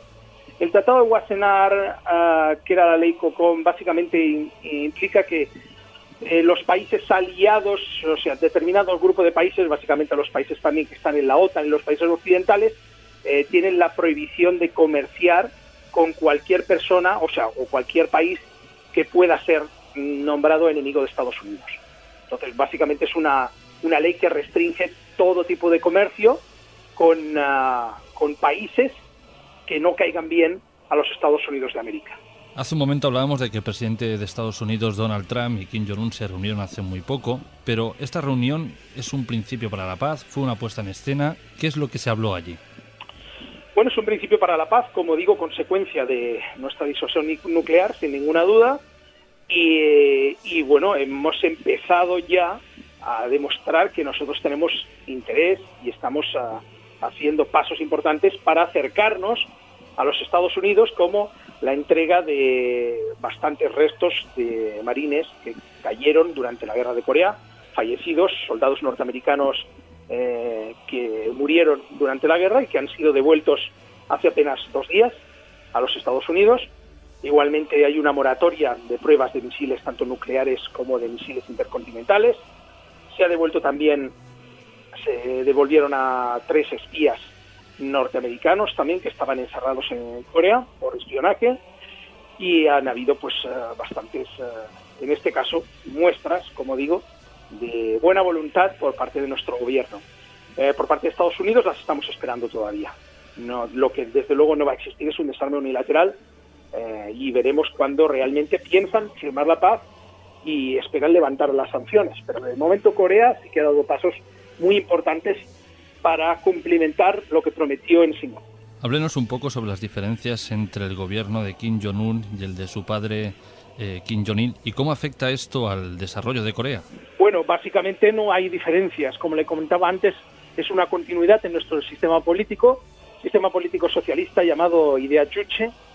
Es el socialismo al estilo coreano, con influencias budistas, confucianistas, y lo que existe es una política de continuidad económica en la que todos los bienes, la propiedad, pertenece al Estado, pertenece al pueblo, no está en manos de accionistas, no hay especulación, no hay una bolsa de valores, en fin, es un sistema basado en la igualdad y en un cooperativismo por encima de una sociedad de mercado liberal individualista. La verdad es que no hay diferencias considerables en ningún aspecto del gobierno de nuestro líder anterior Kim Jong-il con el de nuestro líder Kim Jong-un. Hay una imagen vía satélite muy curiosa que utilizan muchos medios de comunicación para atacar a Corea del Norte, y es que se ve a este país en la penumbra. ¿A qué se debe esto, Alejandro? Bueno, esa foto está retocada porque si hay bastantes libros, también Atlas, en libros sobre papel que muestran esas mismas fotos, y no es tan negro como la han retocado, ¿no? Eso es parte de la propaganda, pero sí es verdad que lógicamente a nivel eléctrico el país ha tenido unas deficiencias importantes durante la crisis de los años 90 hasta el año 2004-2005, y eso ha llevado sobre todo para el tema del alumbrado público a restringir, ¿no?, a dar prioridad a las viviendas de las familias o a la industria por encima de un alumbrado público. Aparte, bueno, Corea es mucho más, el norte es mucho más rural, está menos desarrollado a nivel de centros industriales y de inversiones de otros países, obviamente, que Corea del Sur. Y aparte la población, lógicamente, es la mitad. Estamos hablando de 25-26 millones de personas frente a prácticamente 51 que hay en el sur. Así que todo eso son las explicaciones del por qué se ve así. En cualquier caso, como digo, en parte está manipulada esa imagen. Si se eliminara esos bloqueos que tiene Corea del Norte actualmente, ¿qué podría ofrecer al mundo, que seguro que es mucho? Bueno, imagínate, como le he comentado, dura hasta los años 80, al final de los 80, Corea del Norte tenía una economía mucho más avanzada y exportaba e importaba mucho más que Corea del Sur. Eso significa que en un mercado socialista, un mercado que ya estaba asentado, Corea del Norte era el país más rico entre los países socialistas. Sin duda, no solo existen muchos minerales, la industria pesada, la industria de navíos está muy desarrollada. También a nivel textil es uno de los principales países que exporta en textil, así como investigación y desarrollo, todo lo que tenga que ver con ingeniería, construcción, y hasta hace bien poco que las sanciones también han golpeado. Hemos tenido más de 70-80.000 trabajadores en todos los países del mundo desarrollando todo tipo de proyectos para empresas gubernamentales y empresas privadas. Así que tienen muchísimo que ofrecer, aparte de una naturaleza y un turismo fantástico, un país virgen en muchos aspectos, hacia el mundo, ¿no? Y también puede y necesita, lógicamente, importar algunos productos que no tiene la propia nación. Por lo tanto, son muchísimos los aspectos donde existe la posibilidad de colaboración. Mucho se habla de que los turistas que visitan Corea del Norte no pueden moverse libremente. ¿Esto se debe quizás a un plan así, decirlo así por encima, antiespía? Sí, el concepto principal del por qué un turista regular no puede moverse por donde quiera ni como quiera, es precisamente porque el turismo es la única forma de entrar en el país relativamente sencilla, sin filtros. Entonces, puede entrar una persona normal, como puede entrar un espía, como puede entrar algún terrorista, como en ocasiones hemos tenido. Entonces, pues para evitar que esas personas puedan dañar el país o la sociedad, pues normalmente siempre van acompañados con un guía, ¿no? Son los turistas los que eligen todos los lugares que desean visitar, pero siempre irán acompañados de un guía traductor coreano. Eso aparte evita problemas con el lenguaje porque, sobre todo en un escenario como Corea del Norte, que es un país muy fuertemente militarizado, es muy fácil entrar en una base militar sin uno darse cuenta porque está camuflada como un edificio civil. Entonces, para evitar esos problemas de forma activa y pasiva, los visitantes extranjeros van acompañados. ¿Estamos ante un país o régimen comunista puro y duro o es una mezcla de varias cosas? Bueno, sí, depende de lo que entendamos como comunismo puro y duro. O sea, realmente no hay una definición exacta de qué sería ese comunismo, igual que el socialismo, ¿no? No es lo mismo un marxismo-leninismo que si adaptamos un maoísmo o si ponemos ideas de otros líderes, ¿no? Incluso Deng Xiaoping, por ejemplo, que ha creado un capitalismo, pero en un país de sistema único.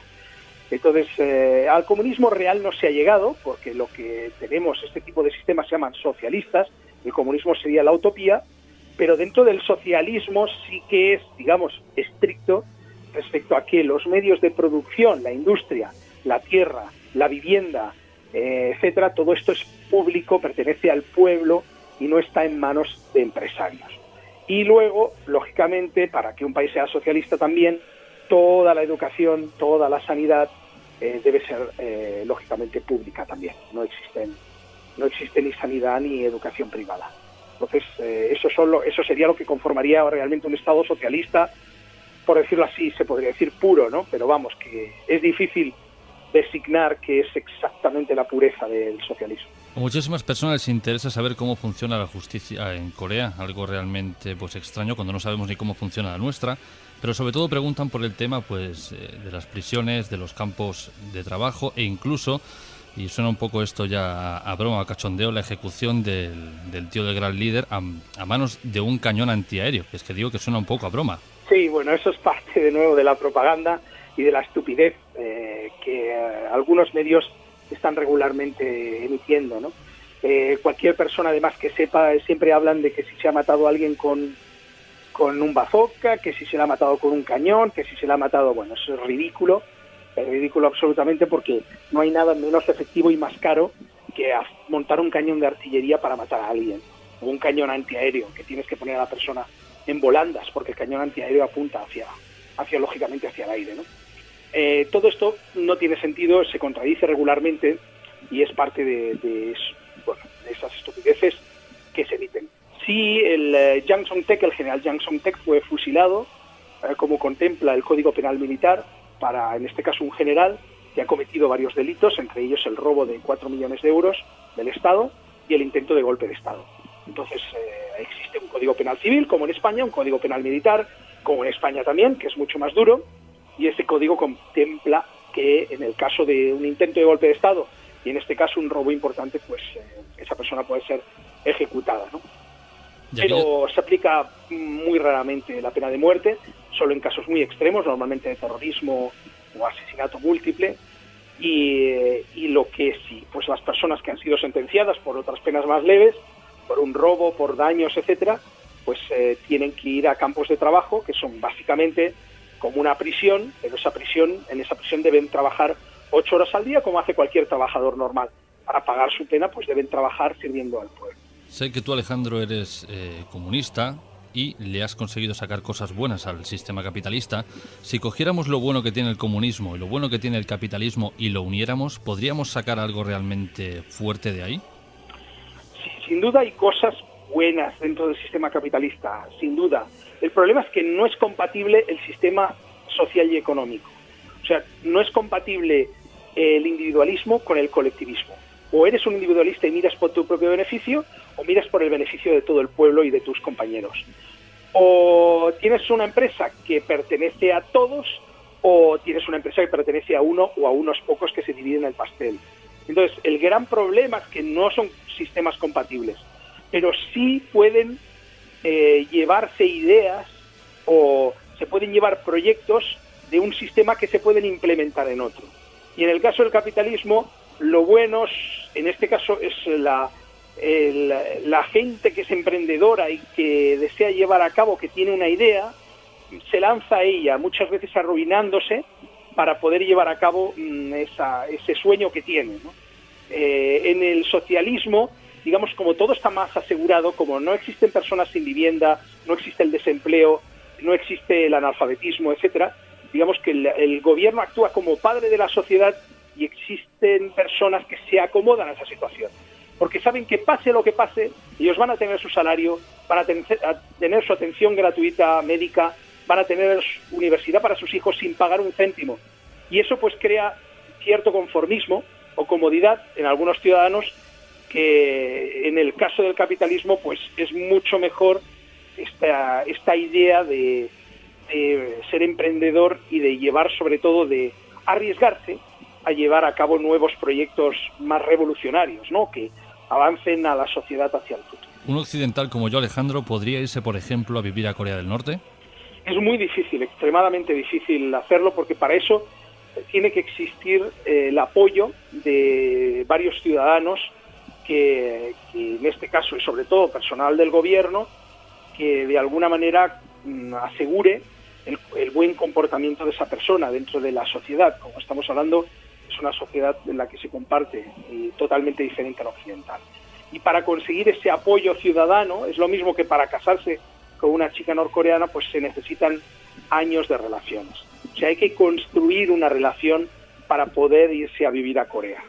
Es probablemente el país más difícil del mundo para poder emigrar si no existe una relación previa con el país. Ahora, existiendo esa relación, lógicamente sí es posible casarse o vivir, residir en Corea como un ciudadano más. Todas las entrevistas que tú realizas tienen que pasar por algún superior que te dé el visto bueno, y luego, ya esto puede sonar un poco a película, pero los Estados Unidos quizás estén escuchando siempre lo que habláis por si os vais de la lengua. Bueno, sí, siempre estamos observados, o sea, empezando por el final, siempre estamos observados, y hay personas que, lógicamente, como digo, por intereses políticos, económicos, pues están en contra nuestra, y están intentándonos hacer la vida imposible, y nos están siempre espiando y nos están siempre intentando sabotear cualquier actividad o cualquier proyecto que tenemos.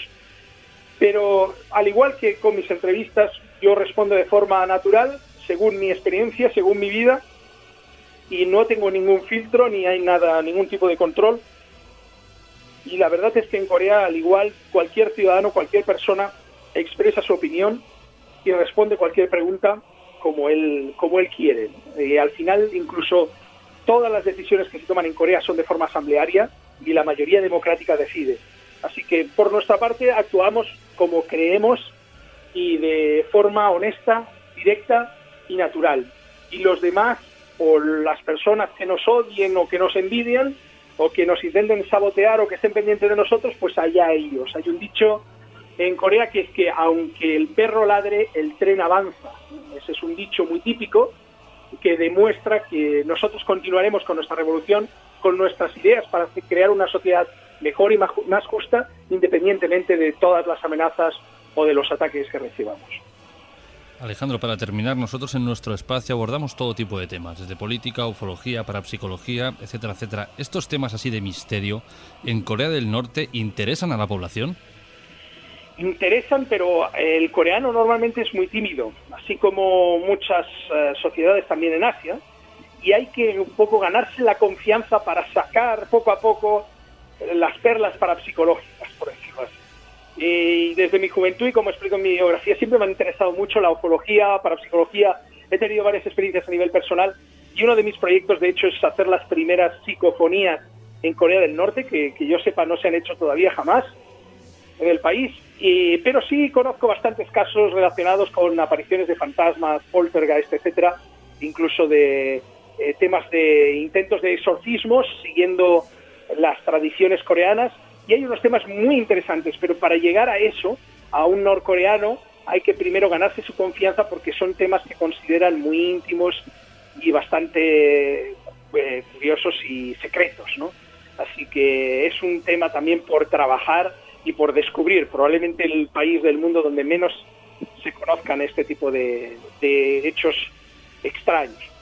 Nosotros, ahora que lo comentabas, que llevamos toda la vida haciendo psicofonías, que nos dedicamos a ellos. Si, por ejemplo, quisiéramos ir a Corea del Norte con este fin, ¿nos dejarían? Bueno, pues eso es lo que hay que probar. Yo creo que sí. Si puedo ir yo, entonces mis compañeros están más tranquilos porque tienen la confianza de que estoy yo y es posible que se pueda hacer. Como digo, es un proyecto que sería único en la historia, en el país, y que espero que se pueda hacer. Así que ya conociéndoles a ustedes, pues estamos en contacto y si logro los permisos, pues adelante, se vienen conmigo a Corea. Pues nosotros encantadísimos. Alejandro, para terminar, háblanos de tu libro y dónde puede adquirirlo todo aquel que le interese profundizar un poco más en tu vida. Pues Almas Rojas, Sangre Azul es de Editorial Basi, se puede adquirir por Amazon, a través de Casa del Libro, incluso en el Corte Inglés, etcétera, pero normalmente creo que hay que pedirlo porque no lo tienen en stock, pero a través de internet, simplemente poner libro Almas Rojas, Sangre Azul, hay varios sitios web a través de los cuales se puede adquirir. Pues Alejandro, con esto terminamos la entrevista. Ha sido un verdadero placer haberte tenido en nuestro espacio, aprender un poco más de tus vivencias y sobre todo aprender un poco más de qué es esa Corea del Norte, ¿no? Que siempre nos enseña la misma imagen por televisión. Todo es malo, todo es horrible, pero seguro que no todo es tan terrible como explican. Pues ha sido todo un placer y también espero dentro de poco demostrar que en Corea del Norte también hay fantasmas. A ver si lo hacemos juntos. A ver. Pues un abrazo, Alejandro, y hasta la próxima. Hasta pronto.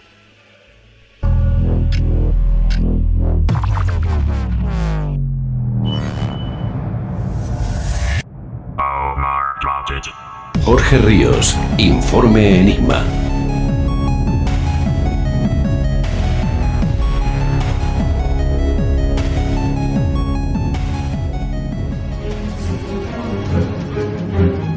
La Crónica Negra tiene un estilo diferente con Bacter Animal.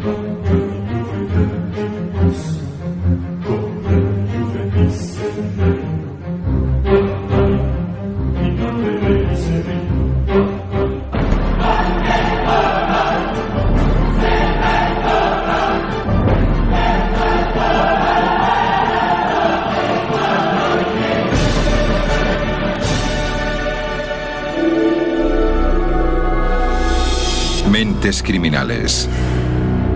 Brillantes, perversas, manipuladoras. No fue por casualidad, ni un hecho al azar. Fueron 50 semanas de asesinatos planeados. Les mueve el odio, el dogma y el ego. Me llamo Ted Bundy, soy el acusado y estoy aquí para defenderme a mí mismo. La característica común, una inteligencia excepcional. ¿Qué ha transformado a hombres tan inteligentes en asesinos brutales? ¿Cuál es el más malvado? Existe una escala para medir los comportamientos más oscuros del ser humano, los actos de maldad. Mide la mente criminal y el crimen. Desde asesinos impulsivos hasta asesinos en serie, esta escala de 22 niveles intenta determinar quién tiene el perfil de un psicópata.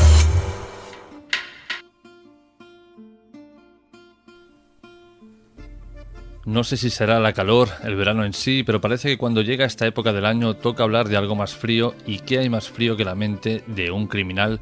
Hoy volvemos a traeros Crónica Negra, pero mezclada con otra serie de factores. Nuestra siguiente historia será algo peculiar a la vez que escalofriante porque hoy hablamos de la biografía de Richard Chase, uno de los criminales más sanguinarios, nunca mejor dicho, a la vez que triste y solitario. Conozcamos en el programa de hoy quién era el vampiro de Sacramento. Y para hablarnos de Crónica Negra, ¿quién mejor que él? Nuestro compañero Aníbal. ¿Cómo te encuentras? Pues muy bien, aquí acalorado, como todos supongo. Y bueno, de entrada te voy a decir que este personaje no creo que pegue mucho con el concepto de frío, ya que hablamos de una mente muy calenturienta, una mente delirante. Precisamente háblanos de la infancia de Richard Chase. A ver, sobre la infancia de Richard Chase se conocen cosas, pero no es que esté muy documentada. Sabemos que, bueno, su padre era alcohólico, creció pues en un ambiente de peleas constantes, donde él también pues se llevó algún que otro capirotazo, y el niño pues ya mostraba signos pues de momentos de gran agitación alternados con unos momentos de una apatía que prácticamente lo convertían en un zombie. Ya de pequeño los psicólogos pues le dictaminaban que sufría una serie de traumas que hacían que ya su mente, que ya parece ser que de nacimiento no estaba muy colocada en su sitio, pues también la serie de traumas que sufrió de infancia con todos estos enfrentamientos de su padre, de sus padres, del alcoholismo, de su padre, etcétera, que lo convertía en un personaje bastante agresivo, acabaron de dañar lo que ya de por sí delicadamente, ¿no?, de Richard Chase. ¿Cuándo comienza a mostrar o manifestar signos de una conducta psicopática? Bueno, ya te digo, de pequeño ya los psicólogos le dictaminan de que algo en el niño falla. Sus padres se divorcian y él a los 21 años se va a vivir a casa de unos amigos.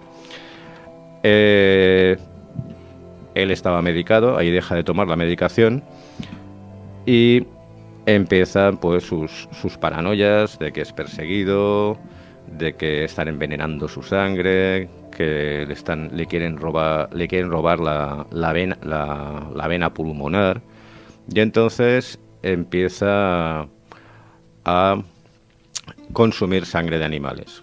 Eso sí, de momento mezclada con Coca-Cola, porque es la chispa de la vida. Háblanos de ese aspecto poco higiénico de Richard Chase y de esa obsesión que le llevaba a afeitarse la cabeza para poder, y según sus palabras, vigilar mejor un cráneo que cambia de forma y cuyos huesos agujerean la piel, además de creer en una organización criminal que le perseguía, motivo por el cual cubrió pues puertas y ventanas con tablas. Sí, a ver, los compañeros estos con los que vive realmente le dictaminan esquizofrenia paranoide, lo encierran en un hospital psiquiátrico, pero bueno, él sale al año y se va a vivir solo, y él sigue con su paranoia. Como ya hemos dicho, sufre de esquizofrenia paranoide, pero muy grave. Él fantasea con una organización criminal, como ya hemos comentado, que le quieren robar venas, le quieren envenenar la sangre. Además de beberse la sangre, se inyecta sangre de conejo. La casa aquella pues se convierte en un auténtico caos. Cubre, como has dicho tú, con aluminio puertas, ventanas para que no le puedan detectar, para que no le puedan espiar. O sea, bueno, su fantasía es algo realmente digna de la película más bizarra que se nos pueda presentar, ¿no? Pero esta organización criminal tenía algo muy peculiar, que según él eran nazis. Sí, era una organización criminal nazi, y además sí, controlaban su mente a través de este famoso cráneo también que cambiaba de forma y le vigilaba. Entonces esto le llevaba a él a cometer las cosas más estrafalarias, como has dicho tú, afeitarse la cabeza, dejar de lavarse, porque también la porquería parece ser que bloqueaba la señal de este espionaje. Quiero decir que era un personaje que, bueno, tú lo ves en fotos. Realmente hay una diferencia entre cuando lo detienen y cuando está en la cárcel. Cuando lo detienen, realmente no te extrañaría verlo sentado en la calle pidiéndote unos centavos. Además parece ser que olía bastante mal. O sea, lo olías antes que lo veías. Y cuando lo ves en la cárcel ya lo ves que lo tienen más arregladito y tal, pero ahí está en una institución, ¿no? Aquí cree que una organización criminal le persigue y, como tú bien dices, bueno, pues ya entabla su casa, la cubre para que no lo detecten. Sin embargo, en el año 1976 no es que le persiga una organización criminal, sino que él se cree la reencarnación de uno de los personajes o miembros de una famosa banda criminal del oeste, cuyo líder era Jesse James. Correcto.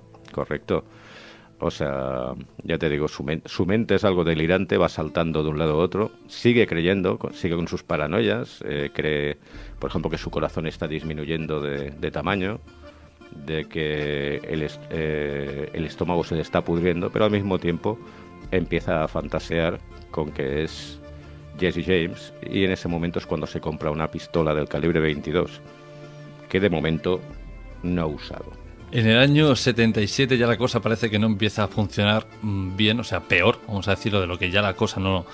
Su cabeza no rondaba bien, ¿no? Pues ahora empieza a ir peor y es cuando cree que sus órganos empiezan a cambiar de sitio y se están pudriendo. O sea, ¿qué vienen tantos...? Pero es que esto ya pasa de castaño oscuro.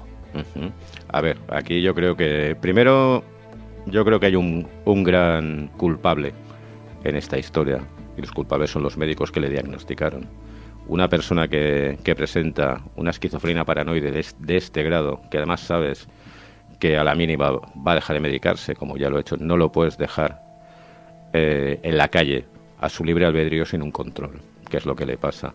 Él deja de medicarse, además, ya te digo, consume drogas también, además de inyectarse sangre, etcétera.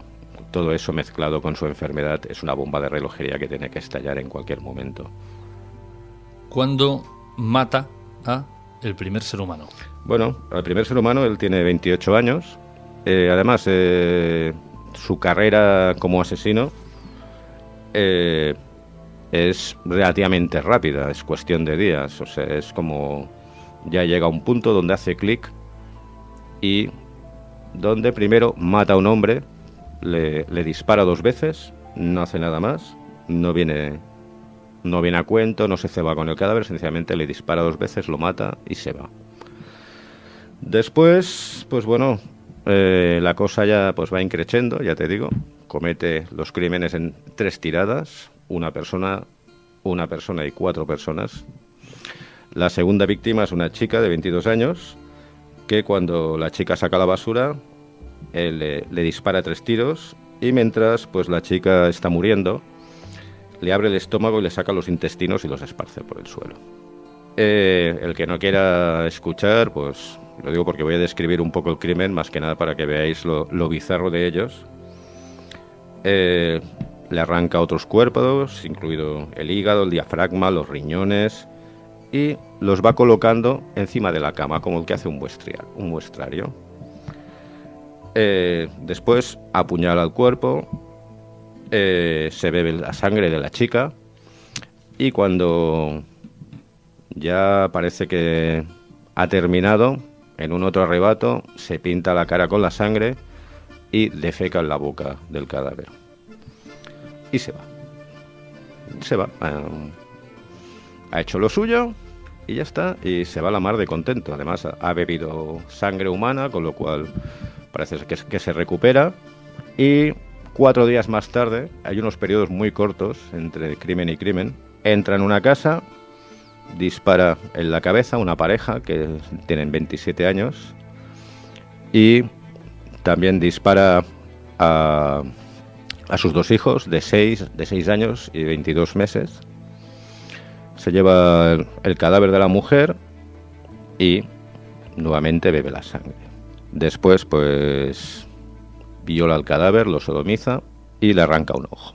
Cuando está, pues, ocupado en su labor, parece ser que alguien llama a la puerta de la casa y Richard Chase, que en ese momento tiene el cadáver del bebé de 22 meses en su casa, sale corriendo y se lleva el cadáver. La policía ya ve dos crímenes tan brutales en tan poco espacio de tiempo y en un área relativamente pequeña, porque no es que se separe mucho de su barrio. Empieza a investigar. Mientras en su casa, pues Richard, que pues se ha llevado el cadáver del crío, no vamos a reírnos de esto, pero bueno, lo decapita, se bebe la sangre y se come el cerebro crudo. Y investigando, pues la policía llega a la casa de Richard Chase, llaman, parece ser que ya les indican que por ahí hay un tipo muy raro, etcétera, etcétera. Llaman ellos, él no abre la puerta, se ponen a vigilar el apartamento y de golpe ven que Richard sale con una caja de cartón. Le gritan el alto y él arranca a correr y pierde la caja.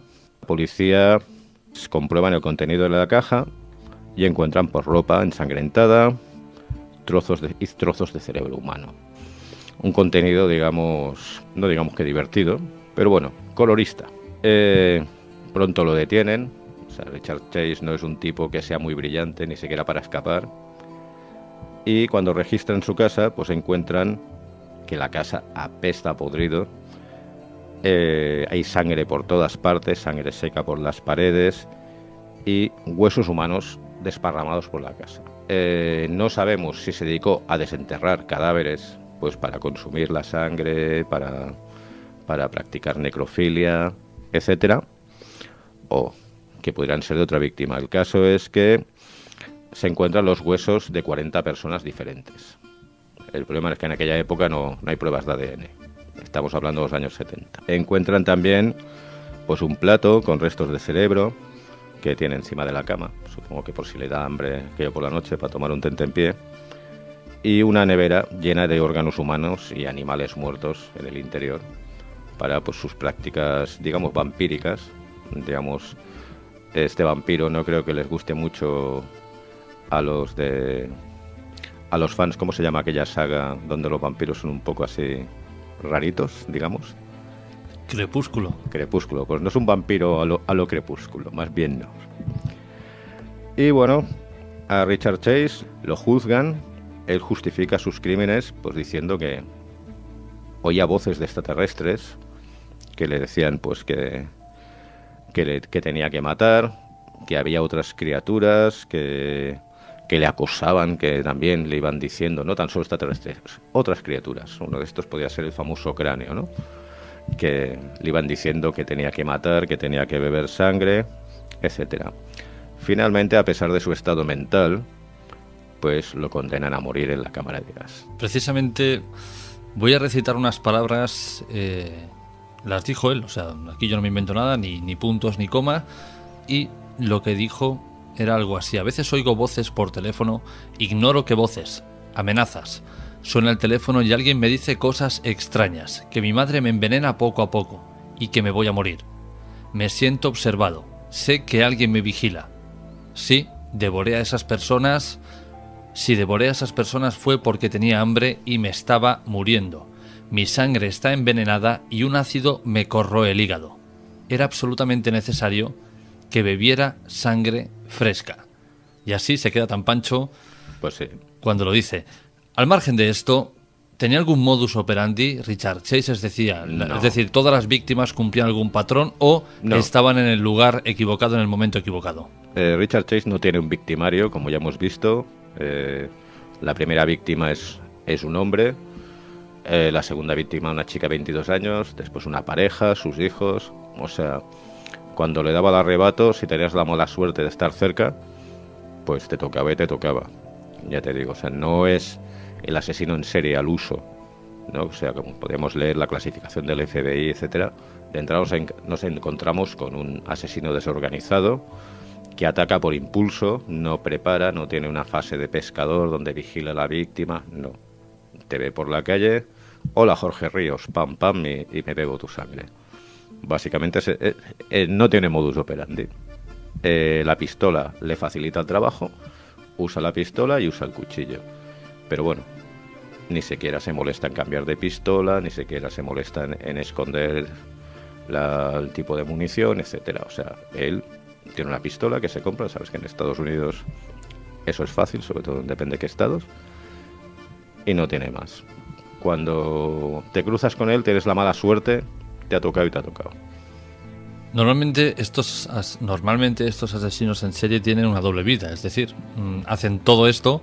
Podemos poner un ejemplo de Jeffrey Dahmer, por ejemplo. Nadie diría que hacía lo que hacía porque luego tienen su trabajo normal, o como el asesino de Green River, que pintaba camiones y luego cometió la carnicería que hizo. En este caso, Richard Chase tenía algún tipo de empleo del cual subsistía, o no. El tiempo que hizo esto se dedicaba enteramente a esto. Se dedicaba enteramente a esto, o sea, vivía de lo que dan en Estados Unidos, los cheques de beneficencia. Era un tipo que, bueno, es que nadie lo querría para trabajar, ya te digo. También vamos a diferenciar una cosa. El otro día, justamente, estaba hablando con una amiga del programa, desde aquí le mando un saludo, y me comentaba, ¿no? No, es que el psicópata. Vamos a ver, tenemos psicópatas y sociópatas. El psicópata es una persona enferma que no se adapta a la sociedad. El psicópata es un personaje que puede destrozar su familia, su entorno, y no es adaptable a la sociedad. El sociópata, que sería el caso, por ejemplo, del asesino de Green River, es una persona que puede llevar una doble vida, se puede adaptar a la sociedad, puede hacer ver que sigue las normas de la sociedad, es como un camaleón. El psicópata, un psicópata mal controlado, sencillamente explota y explota. Hemos hablado de varios de ellos, de varios psicópatas, por ejemplo, uno de ellos es Ed Gein. Ed Gein es un psicópata, no es un sociópata. Pasa que él vive en un pueblo rural, separado de la gente, o sea, se puede permitir hacer las rareces que quiera, que nadie se entera, lo tienen por el rarito que vive en la granja. No tiene más problema. Richard Chase no, vive en Sacramento, vive en una ciudad. Entonces, cuando explota, es muy inmediato. Además, Richard Chase explota de una manera como muy espectacular, ¿no? ¿Cómo fue el juicio del vampiro de Sacramento? Un juicio normal, se declaró culpable de todos los cargos, dijo que él no había hecho nada. Él dijo que sí, que había matado a aquella gente, pero que es que lo obligaban, lo que hemos comentado, esas voces extrañas y voces de extraterrestres. También salieron los extraterrestres por aquí, no sé si los Anunnakis, los reptilianos o quién, no, en los años 70 no es lo que se llevaba, ni siquiera los grises. Pero que los extraterrestres también le decían que tenía que hacer esto, le daban la solución para sobrevivir pues a esos males, a que su estómago se encogiera, que se pudriera su corazón se encogiera, que su hígado se estuviera descomponiendo, etcétera. Todos estos problemas que tenía, su solución se la daban estas voces y le contaban estas cosas. En Estados Unidos sí te declaran, vamos a decirlo así, inestablemente, sí, bueno, enajenado, mental, exactamente, aún así sí. ¿Te condenan a muerte? Te pueden condenar a muerte si ven, digamos, que se crea una gran alarma social, como fue el caso de Richard Chase.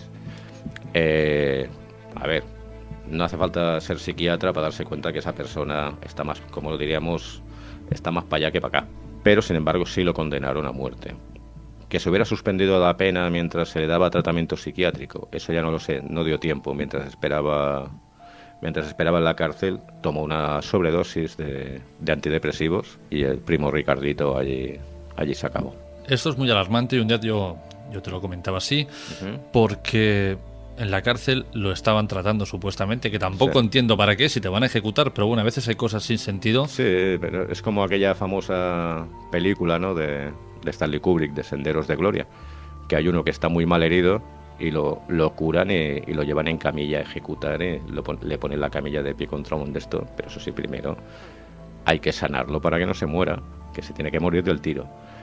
Y aquí, por lo visto, la medicación que le daba el médico psiquiatra, al que le dijo las palabras que antes he comentado, supongo que esa medicación se la iba guardando hasta que al final llegó la cantidad suficiente como para poder quitarse la vida. A ver, Richard Chase llevaba casi toda su vida tomando medicación.